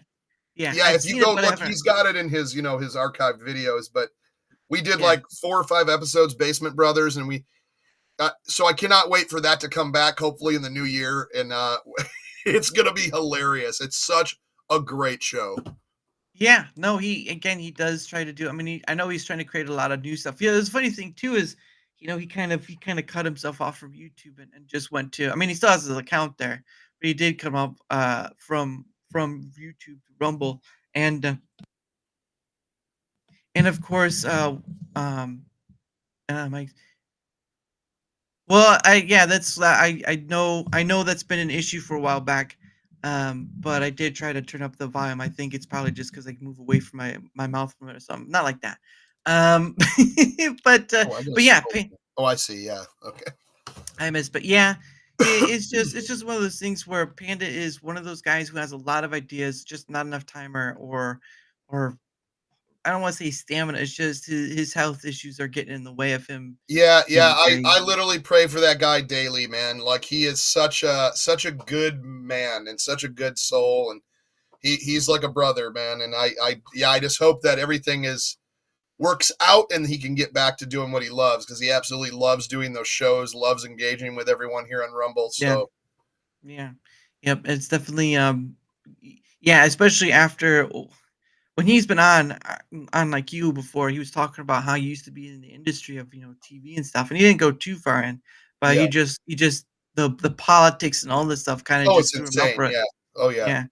And so I was I will admit, at first I thought he was Canadian, but then he voted in the recent election. I was like, oh, so he's not Canadian. He keeps saying a boot a lot, and I'm like, because he loves to say, well, what's that all about? yeah, exactly. He just loves to say it. He just loves to say it. He's trying to trick me with his words. No, but he's a great guy, and Yes, of he course, I is. look forward to having him on again. I use Video Ninja. Oh, okay. Well, I don't use Ninja. I think you talked about this earlier with Tommy. It's up there at the top. He's Oh, great. dude, I scrolled down and I couldn't see where am I No, it's at. fine. Please pardon me if it's inappropriate to ask, but are you still in contact with Tommy Tallarico? Oh, I see it now. Yeah. Yes, actually, he's a very, very good friend of mine. Over the past few years, he's a very good friend of mine now. Yeah. Yes, he does. That's all I'm saying. I'm not gonna. Yeah. No, that's fine. Yeah, because I know you mentioned. No, he's it a very, earlier. very good dude, and yeah. I went and saw a couple of his live shows. He does that video games live. I don't know if you ever heard of that. Does a lot of where they do all the video game music with like a symphony orchestra. They come to different towns. Oh, really? Yeah, it's been going for many years. Yeah, I went to one out in Boston. I went to one out in Ohio recently, few months back. Good. Every time he comes close to the Midwest, I try to make it out there and say hello, spend some time. But he's doing a lot better. He's doing absolutely a lot better, and because he was going through a rough patch as well, and but yeah, very good friend of mine. I talk to him every other day. So That's pretty awesome. What now? Is that how you say his last name, right? Talarico, or is it yeah, wrong? yeah, yeah, Talarico. Okay. I was yep. like, cause it seemed like Italian or something to me. I was like, Oh I yeah, don't know yeah, about that. absolutely. See, now that was just a guess, chat. That was just a guess. I am not psychic like that. Do not. What are the winning numbers? Don't ask. I don't know. Oh goodness. Oh, but yeah. Going back to what we were on earlier because there's still a few things there. Um, yeah, the right, yeah, Oh the yeah, yeah. computer parts, the computer stuff we were at. I'll try to get in there. Try to get so we can see a bit. Now we're not gonna see all of them, but we're gonna try. So of course, I won't know as much. There we go. Okay. So I won't know these as much, but I mean that looks like a Mac to me right there. Yeah, it That looks one. like an early Mac or Apple or whatever they called it back then. Like I'm so terrible on computer stuff. I had like a Commodore VIC 20 back in the day, Mhm. like which was right before the Commodore 64. It was called the Commodore VIC 20, Mhm. but it was even old when I got it back then. So like, Yeah, and this, yeah, and of course it's hard to see their stuff, but yeah, most of this I don't even recognize because again, it's before my time, and so that's why I ask. And then of course you got virtual reality, which do they have the Virtual Boy? it says from the early No, experiments in I figured computers. there's probably not. Yeah, it says That's actual 1960s. virtual reality. Yeah. Yeah, that was just interesting because I didn't think virtual reality went that far back to the 60s, but then again, they did have. Oh wow, yeah, for like training. Yeah, that makes sense. Yeah, they had like was it the Power Glove? They had the Power Glove thing, and then you had all this stuff from Battlezone. A game so real at the time that it was used by the U.S. Army to train tank pilots to the PSVR. Discover how VR technology has progressed over time from early wireframe graphics to photorealistic environments. Yeah, and like I said, with UE5 or Unreal Engine 5, combine that with VR. I'm not sure you'll be able to tell what's real anymore at a certain point. And of course, the last bit is like the Pixel Dreams, Pixel Arcades, which I know Centipede. I'm pretty sure everyone knows that Centipede. Um, I have that cabinet right out here. really, Yeah, I I have see. a centipede cabinet. I want to get a millipede too. Yeah, I know the. I Oh, know there. Pleiades or Pleiades or however you say that, the one next to it. That is a Yeah, great space shooter. really. Wow, yeah, I never seen it upright. Yeah, It the doesn't look like it has joystick. It looks like it's just buttons. yeah, it does. You see two sets, one set of button here and one So set of one button must there. rotate or move back, or one must move back and forth, and the other one shoots or goes forward. I don't know. Yeah, That's kind of yeah. neat. Because I do know there are companies out there that try to make the cabinets for. I think there was one for like the Ninja Turtles. There was a Ninja Turtles cabinet and or uh, game cabinet and some other ones as well. But you don't really see these ones like these because some of the times they're pretty banged up and damaged and stuff, and so they have to kind of be repaired and given finesse and all that stuff because the innards are not they're fragile. They are fragile. Let me get out of this. Not too Yeah, I mean, some of those have more insides than others. For the most part, it's usually like a board, a motherboard and a daughter board, or like a filter board, then a power supply and like a transformer, and if it has a tube monitor. But anyways, Yeah, and this I just clicked on this one. It was the arcade high scores because I guess oh, that's neat. you can play those games. So there's Defender and all Oh, that.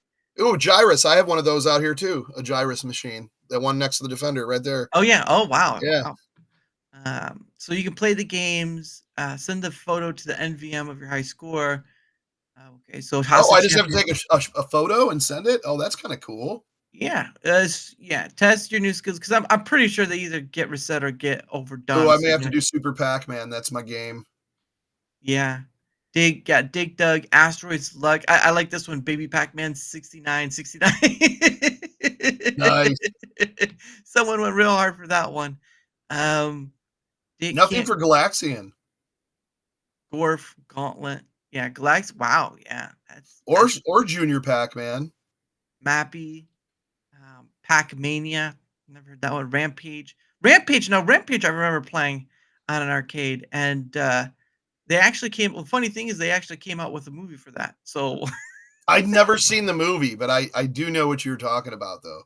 yeah. Oh, of course, this is the information you can do for setting your score stuff. But yeah, no, this is pretty awesome that Yeah, there are places out there that are trying to save these fragile things, because I mean every year that some of these machines probably get so beyond repair that they can't do anything with them. But I mean, nowadays you can 3D print stuff, you can make new pieces, and make sure the games are at least somewhat intact. But it's not an easy deal. But to save them is one thing, because a lot of stuff just like I don't think anyone's gone to save any of the ET games though. So there's that. well, yeah, you can dig them up in the desert, right? Yeah, it was somewhere in the desert. It's like, oh, look, there's an alien up there. Oh, it's just ET. So funny you say that, because one of the Intellivision homebrews, they ported the Atari ET to the Intellivision, but obviously upgraded all the graphics. Yeah, But it's kind of that same kind of gameplay, but you don't fall in the pits and everything. Like, they fixed that. So I that's kind of right. want to get that homebrew. That's another one I want to try to get for Christmas. Yeah, no, yeah. It's just the story for that game is sort of like, well, we had it. It was bad. See, that's the only game I've heard of that's had that such a reaction that they actually tried to take all the games and all the ones made for that one game and bury it. You don't hear that for anything else. You just hear for the It's, ET one. I mean, I don't think it was too, I remember when that came out. I mean, I was a child, but I mean, I remember like going to my cousins and playing ET. Yeah, you just kept falling in holes. But I mean, I don't think it was like life ending or anything. Like, I didn't care that much that it was, I just thought, okay, moving on, I'll play a different game, but like, I guess that really crushed that industry. Like, that was like, yeah. But the main thing from, now you can just look at all the documentaries on it, is that they didn't have the time to complete it correctly, because they were like, it's got to be out for Christmas, like when Yeah. now, when they do games, it's like, well, it's not ready yet. It's not ready yet. It's not ready yet. You can't just like rush it and lose, make it a crap game, because I guess someone had to, and that's what happened. And now people realize you shouldn't do that. Well, and the thing of it too is that nowadays, going back to Steam, you can get games, do like an early access thing, and you can pay for a cheaper part of it, but it grows with you or it grows over time, updates or whatever. And that's been a weird thing to see, is you wouldn't have that before. The game had to be shipped out gold, right? It had to be gold, and it had to go out, and it should be good. You may have had like a few issues here, but you couldn't do anything about it. I mean, not like now where you have the game connected to the internet, right? Like COD or whatever, and it's connected to the internet, and they can just send a quick fix to the system, and it's just there. Nowadays, stuff is just sent out as is, like in Steam, and they just update over time, and you're paying for an early Right. access to it. And so it's sort of like it feels like a cheat in a way, like a scheme in a way, because it's a game not finished. I mean, Right. some Yeah. games And they're just kind of completing it after you buy it. yeah. And so I can see where people want to resign on the factor of, okay, we got to get this game out, we got to make sure it's done and all that stuff, because again, we don't really have that much anymore. We have Yeah. games who go out and they're just not finished. They're not baked, to speak on. Yeah. And Yeah. it's just insane. I can't remember, there's games of, what is it? Well, what was I've that never- one that came out like a few years ago that everybody was like losing their mind over, because it was supposed to be like the craziest looking game ever, and it was just not finished. Oh, the one example I can think of is Cyberpunk. That's what it was. So the Cyberpunk. Yeah. Cyberpunk 2077. That was the one that was supposed to be, because of course I had Keanu Reeves in it, right? So there's that. I didn't even know that. I Yeah. remember everybody talking about that, because that's when I was still just like, okay, I'm playing like Intellivision Pac-Man or something, and they're like, whoa, this Cyberpunk's coming out. It's supposed to be crazy, Yep. And there's a funny thing too, is I was seeing these videos on Twitter X, and they were, I don't know if someone modded it or something, but they were making it so realistic, like you were actually there at the at the I'm gonna try to see if I can't find it. It was either, I don't know if it's mods or whatnot. realistic. Ah man, I gotta send out realistic cyber. There we go. Definitely okay. Here it is. I'm not gonna bring it up yet. But this is presentation, and then I'm gonna bring this up here. This is on YouTube, by the way, if you want to see it. But this is basically so it's a real life graphics mod. It's with close to realism, photorealistic ray tracing modded graphics, fidelity made possible with DLSS 3.5. So basically, this is within the game Cyberpunk, but they're using a mod, and you're Oh basically wow. yeah, it looks like it's actually there, and Yeah. you're looking over all this stuff. Like it's insane. It's insane to the detail, and it's just like the driving part. Of course, we're just looking through. You go into the mountains and all this stuff. Holy shit, that looks insane. It looks like you're actually there, like you've put on the VR headset Yeah. and you're Oh inside. wow. Yeah. So I saw this was showing bits of it were showing on Twitter X, but like you can see this. It's just how, why why did you take the time to do this? And then you have they're showing combat stuff. I play it, but I'm not gonna play with the copyright stuff. But it's just interesting that when I saw this, it looks like you're actually there, and That it's looks really crazy, man. Like, yeah. yeah, it's insane. But yeah, it's if you want to go see it, it's right there, Next Gen Dreams, YouTube, all that stuff. I have And to check that out because that is quite interesting. Even like the reflection on the water and everything, oh yeah, and I like the mean, don't get me puddles and stuff like that. yeah, and don't get me wrong. I mean, it has the stuff where it is now, but I mean, to this point alone, my gosh, it's so uh all ultra real. It's auto photorealistic, ultra realistic, whatever you want to call it, and it's just insane of how far someone went to just try to look and look at this. Well, This they're is saying looking at the new Grand Theft is supposed to be like this. Like yeah. it's supposed to be insane. Yeah, and of course, Luke says it's so glitchy when it came out. Sony offered refunds. Yeah, no, I mean there is a lot of people who wanted refunds for it, but there are a lot of people who stuck with it too. And again, this is just a modded photorealistic thing where this is an actual bike in the game, and it looks like it's right there. You can touch it. That's how insane that is. But I just saw that on Twitter X, and I'm just like, oh my gosh, I gotta. When you mentioned Cyberpunk, I was like, I gotta show that one because that was just insane to see. But Oh, yeah, they it's offered yeah, so refunds. Wow, I knew that something like that happened. yeah, there were a lot of people who were kind of upset because like if something happened, your character would go like straight up in the sky, or cars would just like bounce, like in Red Dead Redemption, where the carriage just hits something and it flies into the sky. You're Oh, just like, I used to like jump off the tallest buildings and shoot the rocket launcher as I'm falling and stuff, oh shit like goodness, that, you know. that's insane. Let's see how fast it really goes. Oh, and I didn't make it. As far as favorite pinballs, I'd say Sorcerer by Williams, Black Knight, the original, the newer Black Knight with Death Clock and Anthrax music, and then I liked the new Jaws, High Speed, and I'd say most of the mid '80s to '90s Williams tables. Gauge Anyways, tracing, come on. It won't be gauge tracing, come on. Goodness sake. But yeah, it's I think what's the one pinball machine? I know I've seen a Kiss pinball machine. I've seen those. oh yeah, they've had a couple of Kiss pinballs, yeah, for sure. There's the old one from the '70s, and then there's some newer ones. And Elvira and the Party Elvira, Monsters is really good. Yep. Most of the Elvira ones are good. Yep. The Metallica one that came out a few years back was really good. The Iron Maiden one was really good. Mm. But yes, I think trying to think of what else. There was one that I had for a while, but it had some audio problems, and I ended up selling it. But it was called Black Belt. There was only so many made. I think there was a very limited number of them made. And so to make it to where you were kind of doing this, like karate chopping, Yeah. flip the ball and it would go in a spiral and shoot to the other side. You'd have to flip the ball back and forth like this. It was called Black Belt. So it felt like you were doing karate. Yeah. It was a very interesting machine. I kind of almost wish I would have like kept it and fixed it, but it's I had to get rid of it. And then I had a High Speed that also had I I think some battery acid or something got over like the soundboard or something was happening to the point where I didn't want to put more money into it. So I sold it for a really good price, but Yeah.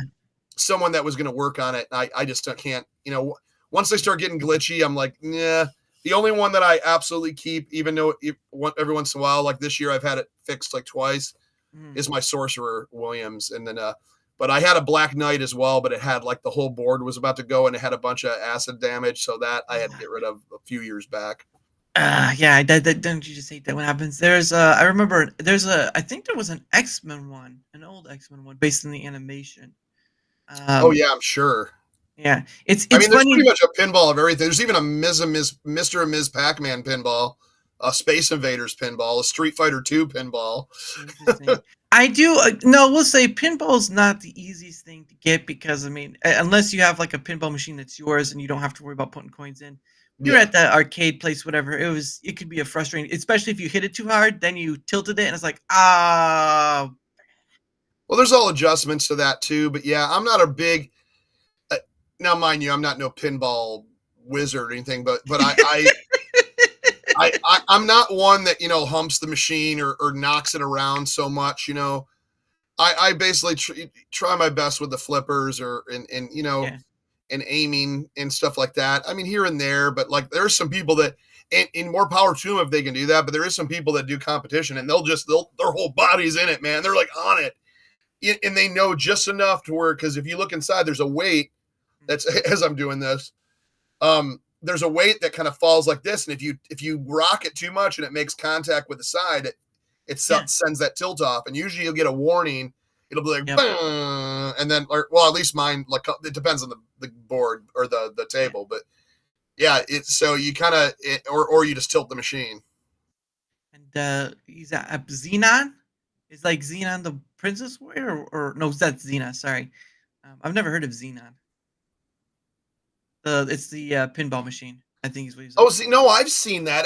That was early '80s or late '70s. Oh. Pinbot and Bride of Pinbot is really great ones too. Fishtails is a really amazing one. Interesting. Whirlwind is great. Trying to think of all these other ones. That's self-explanatory right there. When you play a game, pinball game called Whirlwind, it's like, so what's the point? It's like, well, it's a whirlwind. Well, it had a fan on the top that would blow air at you, because it was like a hurricane themed, like a storm. Oh man, that would have been awesome. You know what? I like those pinball machines that have that some sort of interactiveness like that. Yeah, right? Like my high speed had a police siren, like the light on the top that would go, and then you'd hear like, car 24, suspect in pursuit. It would do that every once in a while. It is an attract mode. You'd be sitting here in the arcade, and they'll say, car 24. You'd be like, holy shit! Jump off your stool. It's what is it? Oh gosh, there are ones the blue alien chick. Yeah, I remember that one. Dude, I literally, a store up here, one of the arcade stores up here had one like a year ago, and they did a bunch of LED blue lights on it, and it was sweet, but it just, I don't know if, I don't remember. I'd have to play it again. Obviously, it didn't strike me as a good playable machine, but it probably looked good. But then again, I probably played it once and went, so who knows? Imagine insane clown posse pinball. That would rule. I'm surprised they haven't had a pinball. They have everything else. That would be pretty sweet. Yeah. The thing of it with going back to pinballs, the interactive ones are more for me, or I like enjoying more rather than just ones that just kind of like high score thing. Because like you said with the fan one, right? Like if you get hurt, it's like and it distracts you from playing the game and all that stuff, and you're just like, oh, I lost the ball. Well, Fishtails had like one of those Billy Bass kind of things where the fish would kind of move up on the top. If I'm not mistaken, I don't know if it was an option or people added it later, but I remember a few of the ones I played had that. Some of them either didn't have it working or didn't have it up there. I'm trying to think. Like I had one called a Fire. It was Williams Fire pinball. Great machine. It was all like old horses and carriages, like fire, like old timey firefighters. And so you had like these buildings on fire and this ramp. You had to shoot it in. And on the top there was a big brass bell that would go ding ding ding ding ding ding ding. It was like that was a sweet machine. I miss that machine. I really miss that machine. But I sold that because I needed some cash quick.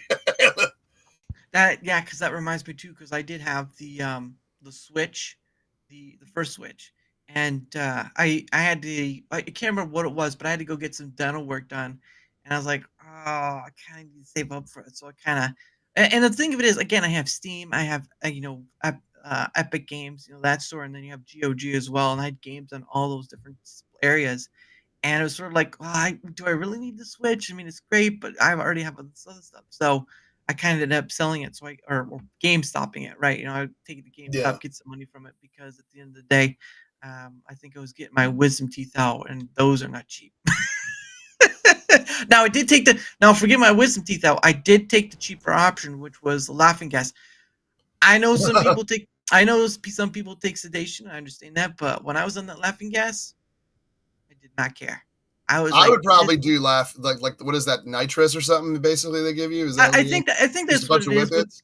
But they just call it laughing gas. I don't know. It doesn't make me laugh, but you could feel like you're laughing. When I had my wisdom teeth out, I had all 4 bone impacted taken out, and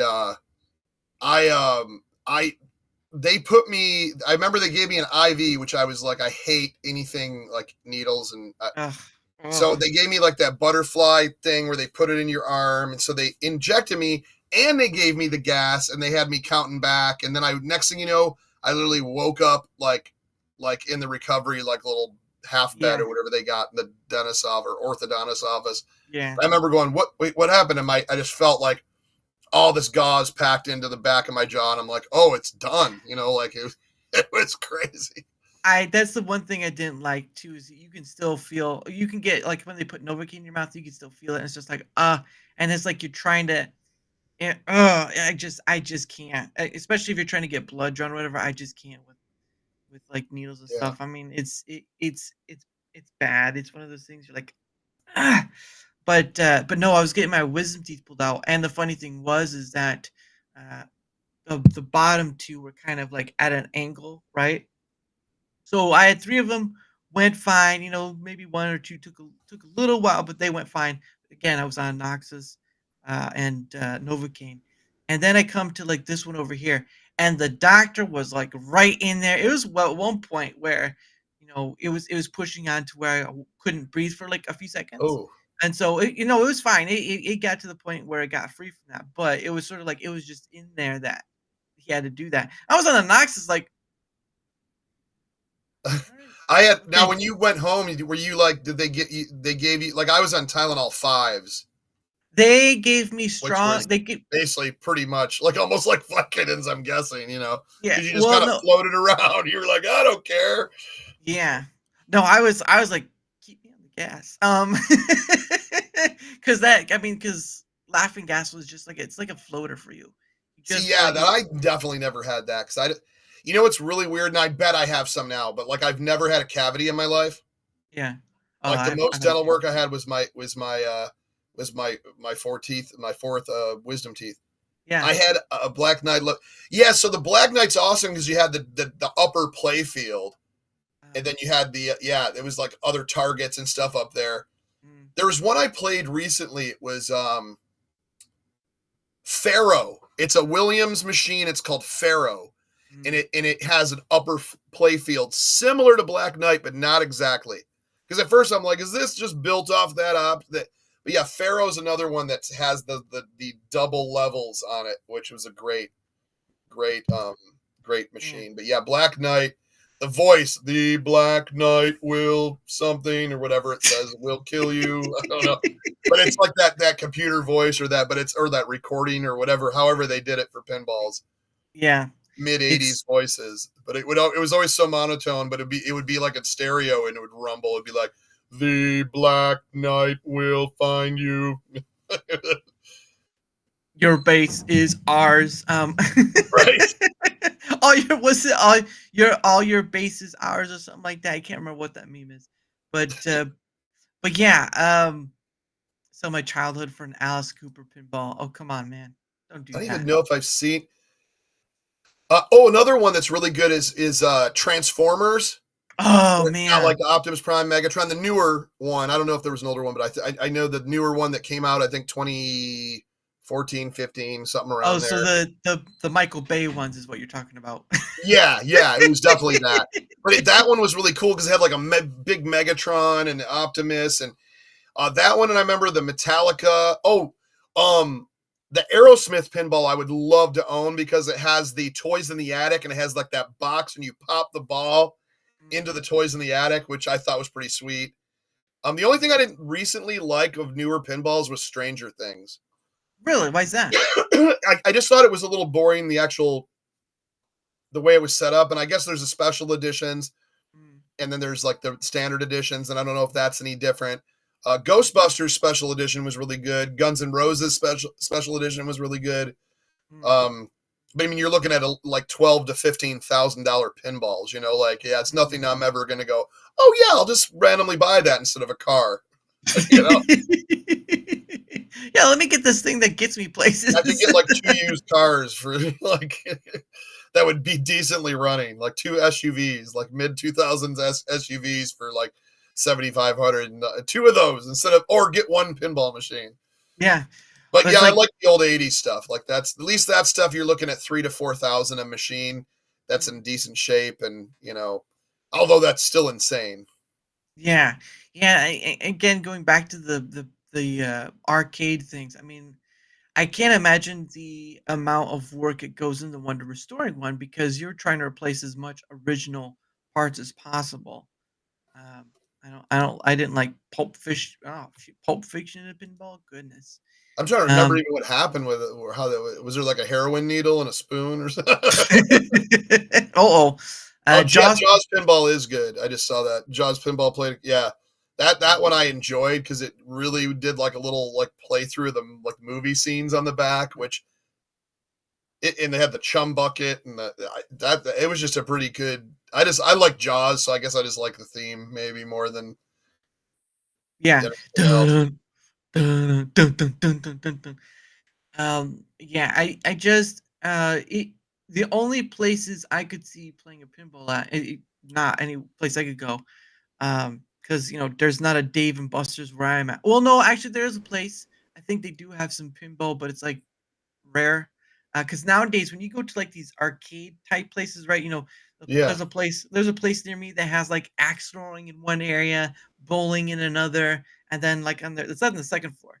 And on the ground floor, they have like all this different arcade stuff, but they use these cards now, right? You fill up these cards and you kind of swipe them across, and that's where all stuff is at. Um, yeah, it's just there used to be like tickets, right? Chuck E. Cheese or whatever. And now it's just like Yeah, I mean, buy the card. tokens, the quarters, and stuff like that. I mean, me growing up, it was always. I remember a lot of the pinballs were 50 cents, 2 quarters to play. But you could always set it up to what you want it to take. Some would be 75 cents, some would be 50 cents, some would just be a quarter. But yeah, like I'm trying to. There was a couple other ones that were on the tip of my tongue. I'm trying to remember. And see, the funny thing too is you have On the these. spinball thing now. Oh, spinball, yeah. Yeah, I'm like trying to think of like. I used to like I love mid 80s and like early to mid 80s and like 90s pinball machines. I think were just the most interesting to me.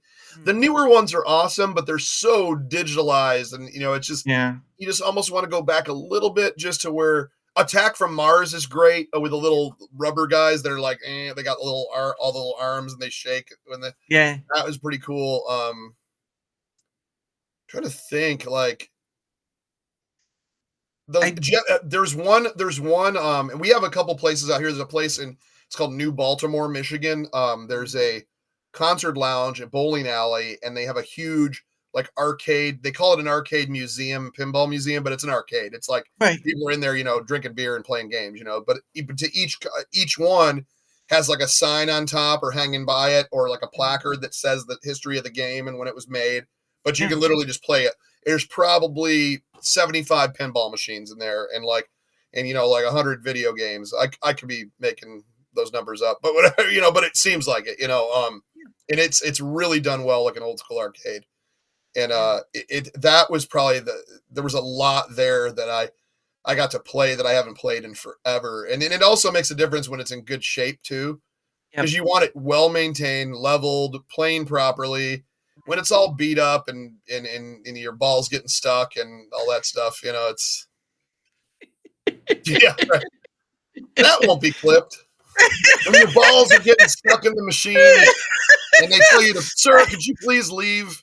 Because you're not supposed to be doing that to these machines. I really like it. I really like fishtails. Sir, I can't get the thing to bounce my balls to. It just stuck. It won't. The bumper won't bump. No, but like it's not that I don't like modern pinballs. I grew up and have more nostalgia for the 80s and 90s. But like if I could afford the modern pinballs, I would have Metallica. I would have the Guns N' Roses special edition. I would have Ghostbusters special edition. I would have the Aerosmith with the old Toys in the Attic thing, and then I would get I would get Transformers and then an Iron Maiden. And I'd probably get the new Black Knight with the edition with the guy that has the sword, not the sword, but like the it's like the little knight and it has the spinny thing. I don't know. And it's got like a suit of armor, like okay. Yeah, but that one would really It's complicated, which is understandable. I mean, a pinball machine should be just straightforward. Here's the game. No, but those games are good too. It's like every game has rules. You just got to learn what to do, and yeah, obviously, yeah, and again, it's fascinating to kind of go back and see how the evolution of not only pinballs but just of because nowadays you don't see the arcade stuff as much, but you do see it in different ways, right? It's not arcade; it's more like a game palace of sorts. There's like I was saying, there's one place where I had bowling and axe throwing, and then laser tag area has a laser tag area, and I had a bunch of different stuff. And then there's one place that's like at a mall that has arcade. Like they have so the weird thing is they have this huge screen that's like for Pac-Man. It's like this huge. I've seen those. The world's biggest Pac-Man machine. Yeah. And it's like a bunch of dots, like LED dots. Yeah. And you're just playing. There's like, holy crap, this is huge. But I I remember back in the day going to Chuck E. Cheese, they'd have like the Jurassic Park one, and you're just like, oh man, you die after a certain point. It's like, oh goodness, yeah, those were fun times. Now you can't go to Chuck E. Cheese anymore, otherwise I call the cops. But anyway, oh man, speaking of Chuck E. Cheese, you see that bullshit? They ripped out all the animatronics. What? Yeah, and so there's like I'm a crazy person, so like I follow a lot of this like weird, like you go down these rabbit holes like on YouTube and Rumble, and well, mostly YouTube for like the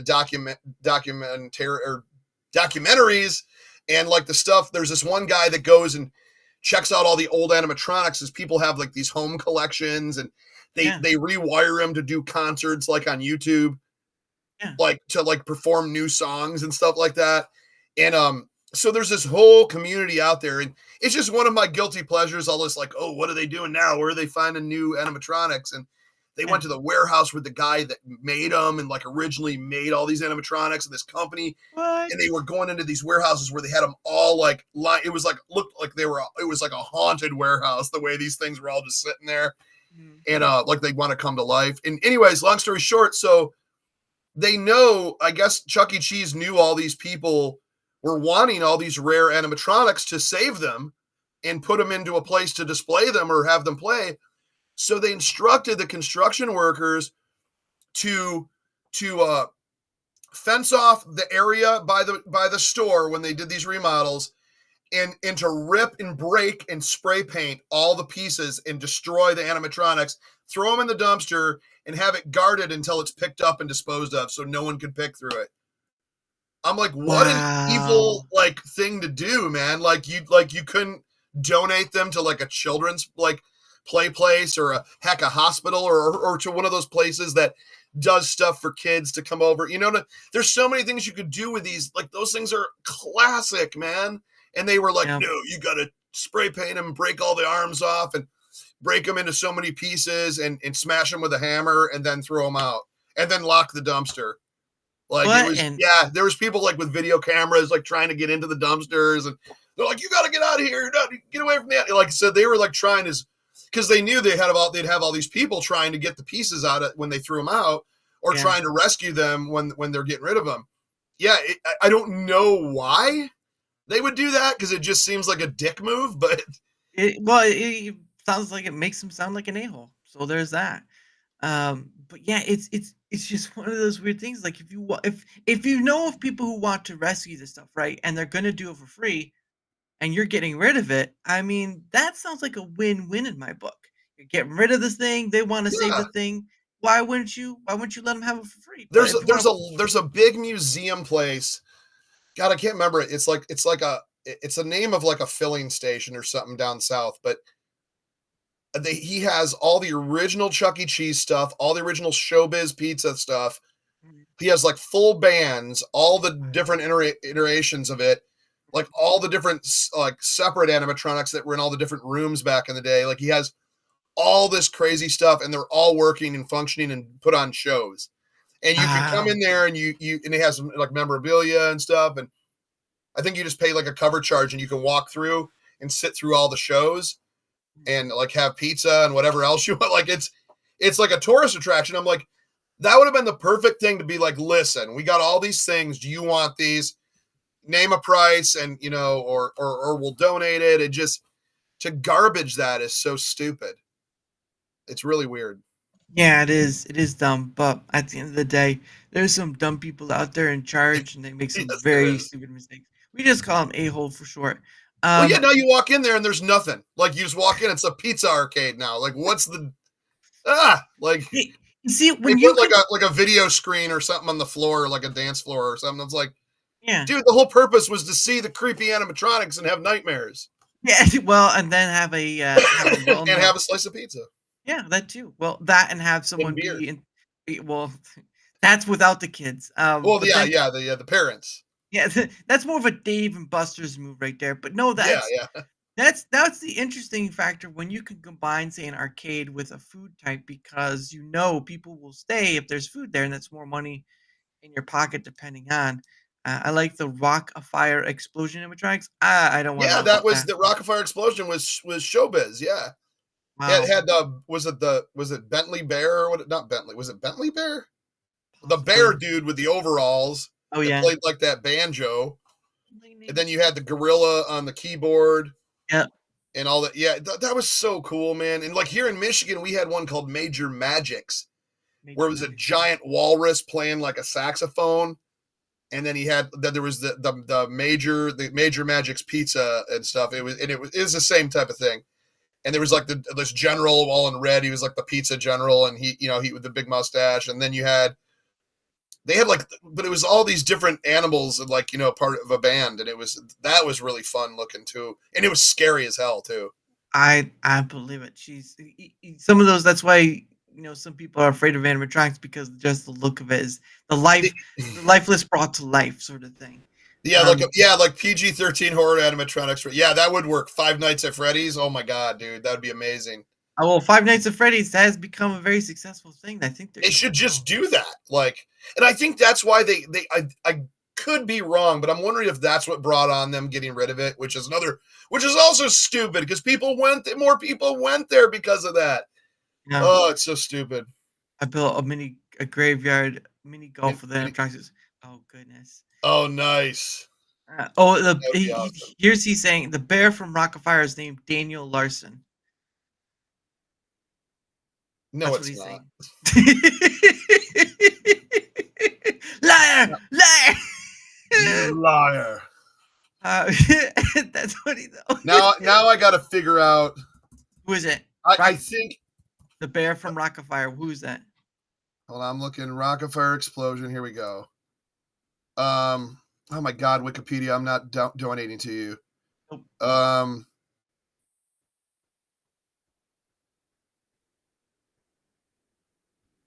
It'd be like something the bear or something like that. Okay, here it is. It's Billy Bob Broccoli was the brown bear. Looney Bird, Duke LaRue, Fats Geronimo, Beach Bear and Mitzi Mozzarella, Rolf de Wolf and Earl Schwimmer. I would never remember that. Yeah. It was Billy Bob Bear. Well, Big Black brought it out and was like, I didn't fall for it. He's the one who looked it up. I don't know what you're telling me I fall into for. Goodness. That's just hilarious. But anyway, guys, it is getting to the top here again, and I think we're kind of gonna end it to the close there because while it has been an awesome night, I do have to get out. Once it gets into Billy Bob Thornton, Yeah.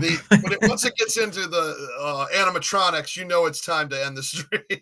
Well, no, it's not only that, but I do have to get up in the morning for work. So, and I have to set up. I need to set up tomorrow's stream too. So it's like, Yeah, So, I got but a no, lot of it's streaming tomorrow, and a bunch of stuff during the day as well. So oh goodness, I get it. Luke's with Robert Paulson. God dang it. But anyway, so of course we're gonna do the same thing as we did before. We're gonna promote ourselves, and then one or two things after that, and then we'll close out. So go ahead, good sir, promote yourself. Yeah, once again, I'm on all platforms under DJCGameStudios. Add me on X. You can add me on Rumble. You can add me on Twitch. You can add me on. I almost said Switch. And then add me on the YouTubes and and the internets and the interwebs. Yeah. But Yes. and Mitzi Mozzarella is my wife, and she's a saint, sir. She was a saint, and she was And she was delicious. she was, She had little And- pepperoni. Yeah, never mind. Nah, I'm never not mind. We gonna- won't go let's- that way. Let's not go there. but anyway, his links for his stuff is down below. So if you want to go check him out, go give him a look. And if he's worth your follow, give it to him because the dude is not only Yeah. funny, but he's got some retro gaming knowledge right there. He's about to explode with all that knowledge. So beware. All right. You ask him a question, he's going to give you 5 different answers, and you're like, "Now, what do you think of that?" And I'm like, None of them will be right, but they'll give you 5 different answers. But anyway, for my end of things, of course, whether you're on the Rumble side, whether on the YouTube side, if you wouldn't mind leaving a like, sharing the content, leaving a follow or comment, anything that helps with the engagement is much appreciated because, again, not only does it help in being seen more, obviously, that's with all creators, but it also helps in bringing other people on because I've had people who I've had on as guests, and there's been someone after that through them, and link after link and all that sort of stuff. So all these connections I've made through people is just an amazement in its own right. So if you wouldn't mind helping with that, and either the Rumble side or YouTube side, and much appreciated, of course. Like with DJC's links down below, I have a link down below as well on both the Rumble and YouTube side. If you want to check out what my other stuff is at, it's there too. And if you'd like to take up the opportunity to come on the show yourself, like so many other people, wonderful people, you can go down there, you can find my stuff, or you can leave a comment on either Rumble or YouTube when we get started. So there you go. Easy as pie. Well, pie's a little easier. Pie's a little harder than that, but still, it's easy. But anyway, guys, of course, tomorrow, I don't know if any of you know who this person is, but it's been a long, hard time waiting to get this person on. Literally since probably April or May of this year. Nina Infinity will be coming on tomorrow. She, of course, I had a gentleman on named Thomas Connor Jr. Great guy. When I had him on, he can do the Optimus Prime voice while using a filter thing. I was like, oh, come on. We were at the end of the show. I was like, oh, can you please do it? Can you please do the Optimus Prime thing? And he did it. I was like, yes! Oh, that's the great Autobots roll out. Oh, that's right. Yep. Oh, that was like, it was like, you just go. And I saw the new movie too, the Autobots movie earlier this year. That animated one. Yeah, the 3D one. Yep, the 3D one. And it was pretty awesome. But yes, she will be on tomorrow at 7 p.m. Eastern. So I hope you'll be able to stop by. Doesn't matter if they're well known or not well known, or a creator or not a creator at all. Come by and check them out because everyone has something interesting to say. And I've had many of people who said, I don't know if I have anything to say. And I say, you know what? Prove me wrong. Come on. Some people are a little hard, but that's okay. But at the end of the day, it's all about having conversations across the way, across the table, and just having a great time out of it. And tonight was a was a great time. So thank you for that, DJC. Yeah, And always good, man. Yeah, I'd love to come on again, man, and oh talk yeah, all the anything. From nightmare animatronics and pinballs to retro video games. I'm all about it. And punching horses in Red Dead. It's all about okay. Thank you. She said Red Dead Redemption is like punching horses. I knew it. Yeah, if I I would knew have it. just left it and punching horses like that would like you're supposed to feed them oats and brush them. Oh, thank you, Big Black. I appreciate that. Yes. Big Block with the donation. Viewing questions from Matt. Yes, I'm getting there. Okay. But yes, of course, there is a thing I do at the end of the show with my guests. It's called Questions from Hat. And so what happens is I bought this hat from Rumble, obviously, right there. Oh. And I put some questions inside it. Oh my. So these are questions that anyone can answer, whether they're philosophical or just surface ones. It doesn't matter. I'm sure you'll be able to think of something. But when I do it is that my guest gets 2 freebies, right? My guest gets 2 freebies. But if people want more questions pulled out of the hat for my guests like yourself, they got to pay it for a rant. So, of course, Right. Big Block, thank you for that as well, has given a rant. So that's 3 questions for you. That's All right. 3. Or as the count would say, 3. I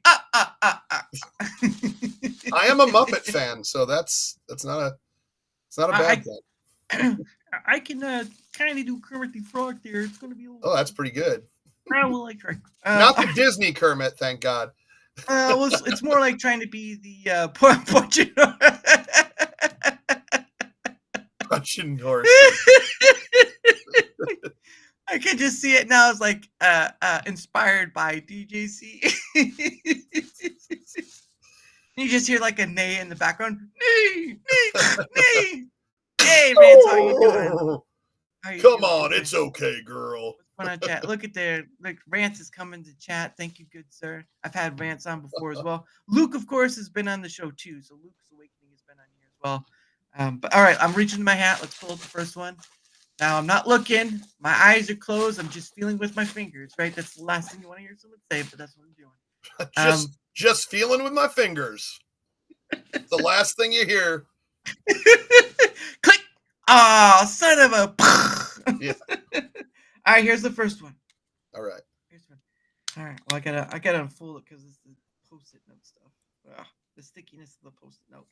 All right, here we go. The first question is, what's the best piece of advice you have ever received?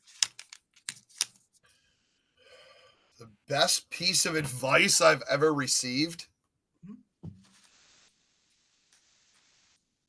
Or you feel is the best piece of advice you've ever received?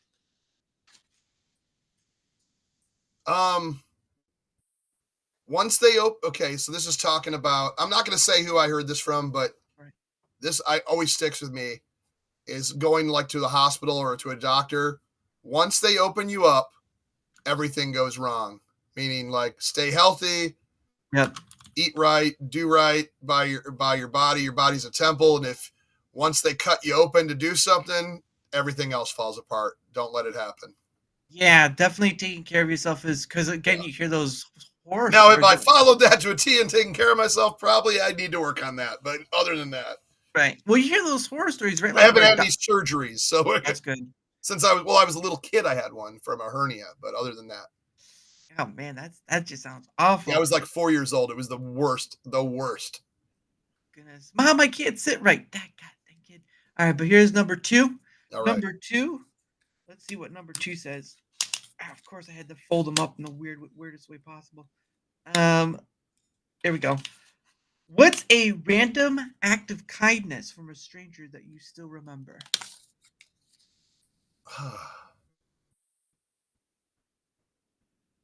Or just somebody. No, I'm trying to think. Like it's so many. No, I'm just kidding. I How do remember. I pick just one?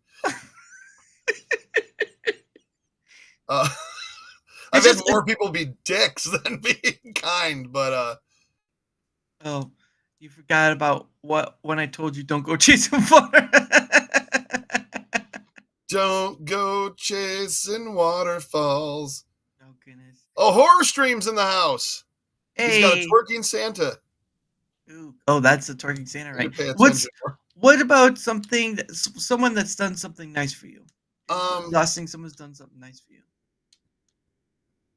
I was I was in a contest. Well, it was a few people, but there was I was in one of the horror contests. It reminded me through Horror Stream called The Face of Horror, and I had a friend vote a lot of votes for me. But it's donations to like a children's charity for for sick children and stuff.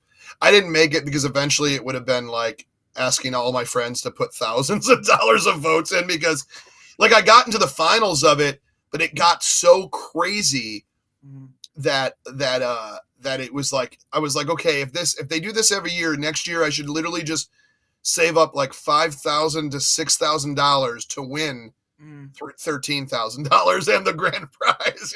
Like you basically have to pay to win, and it kind of sucks, but I know it goes for a good cause. But I was happy to have some family members and a good friend of mine really come through on that, which was pretty awesome.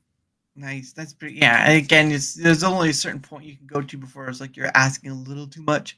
But you can't just. It was the point where I was like doing videos on it and asking, and people, all people here on Rumble and people here on YouTube were voting and stuff. But once you get into the main finals, and you feel like it's not as easy to stay at number one, because now you're against everyone else in the country in the finals, and if you're not at number one, you're just, next thing you know, you're like, dude, just stop. Like, everybody stop. It's not going to happen. Yeah. It's okay, everyone. I'm going home now. It's okay. I'm going to go home.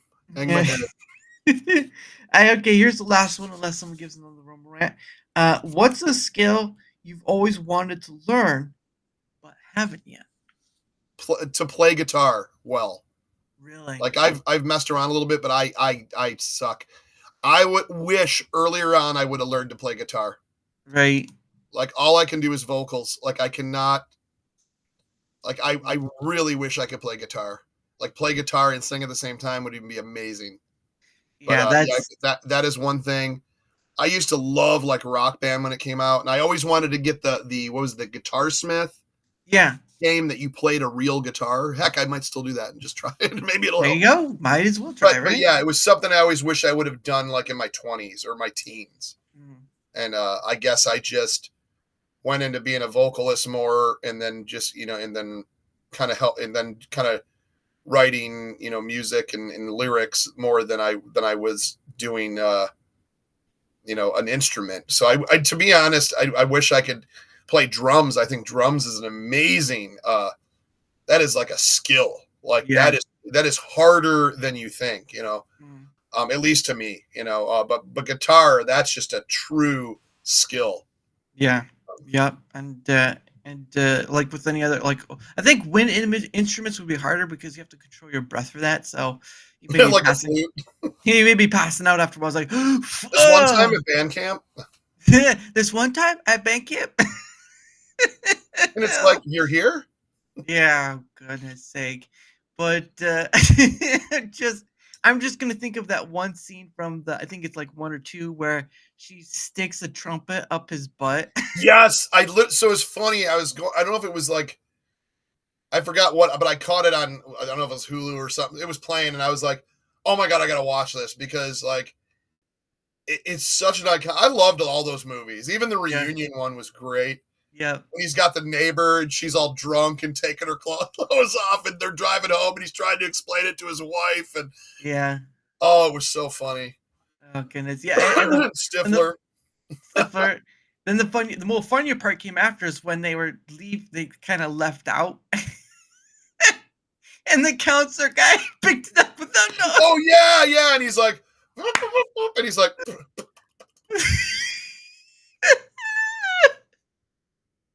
yeah, she's like, in that one time, I'm here, because they were there at band camp. I thought that was pretty funny. Oh Lord, yeah, American Pie. You won't see that very much anymore, because probably the same. Pretty legendary. Those were I'd love to see a newer one. I think the thing, the sad thing with movies, and I think what's always for a long time now, the whole thing is no one wants to see these characters older. Yeah, I do. Like, I don't care. I don't care what the age is, and I think that's why. You're seeing nowadays it's more accepted. So you're seeing a lot of these like, oh, we should do another Beetlejuice. Oh, we should do another Ghostbusters. Oh, we should do another with all the older characters. But it's like, well, you waited too long. Now they're like ancient.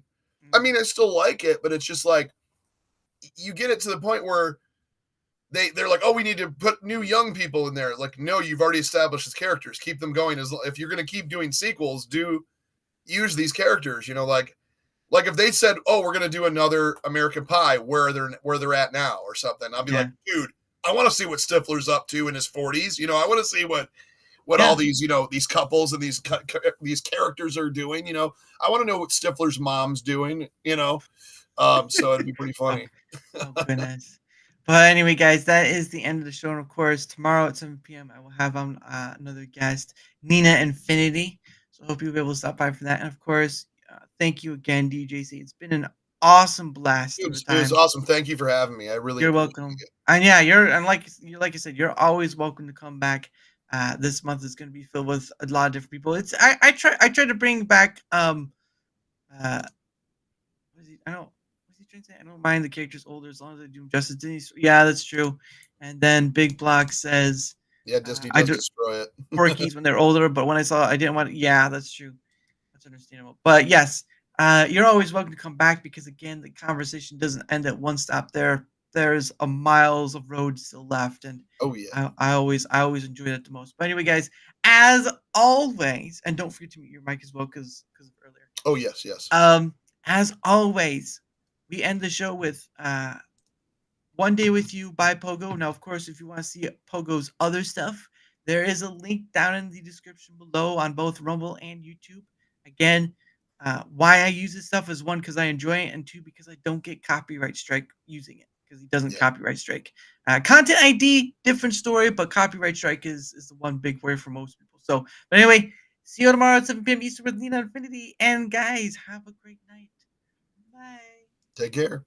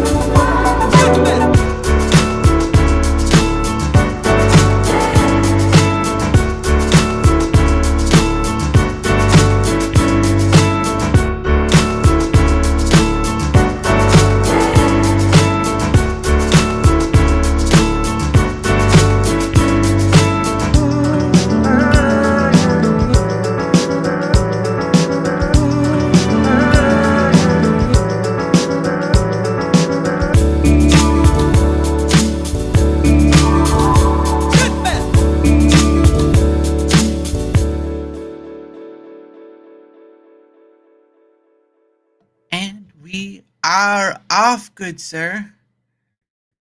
We are off the air.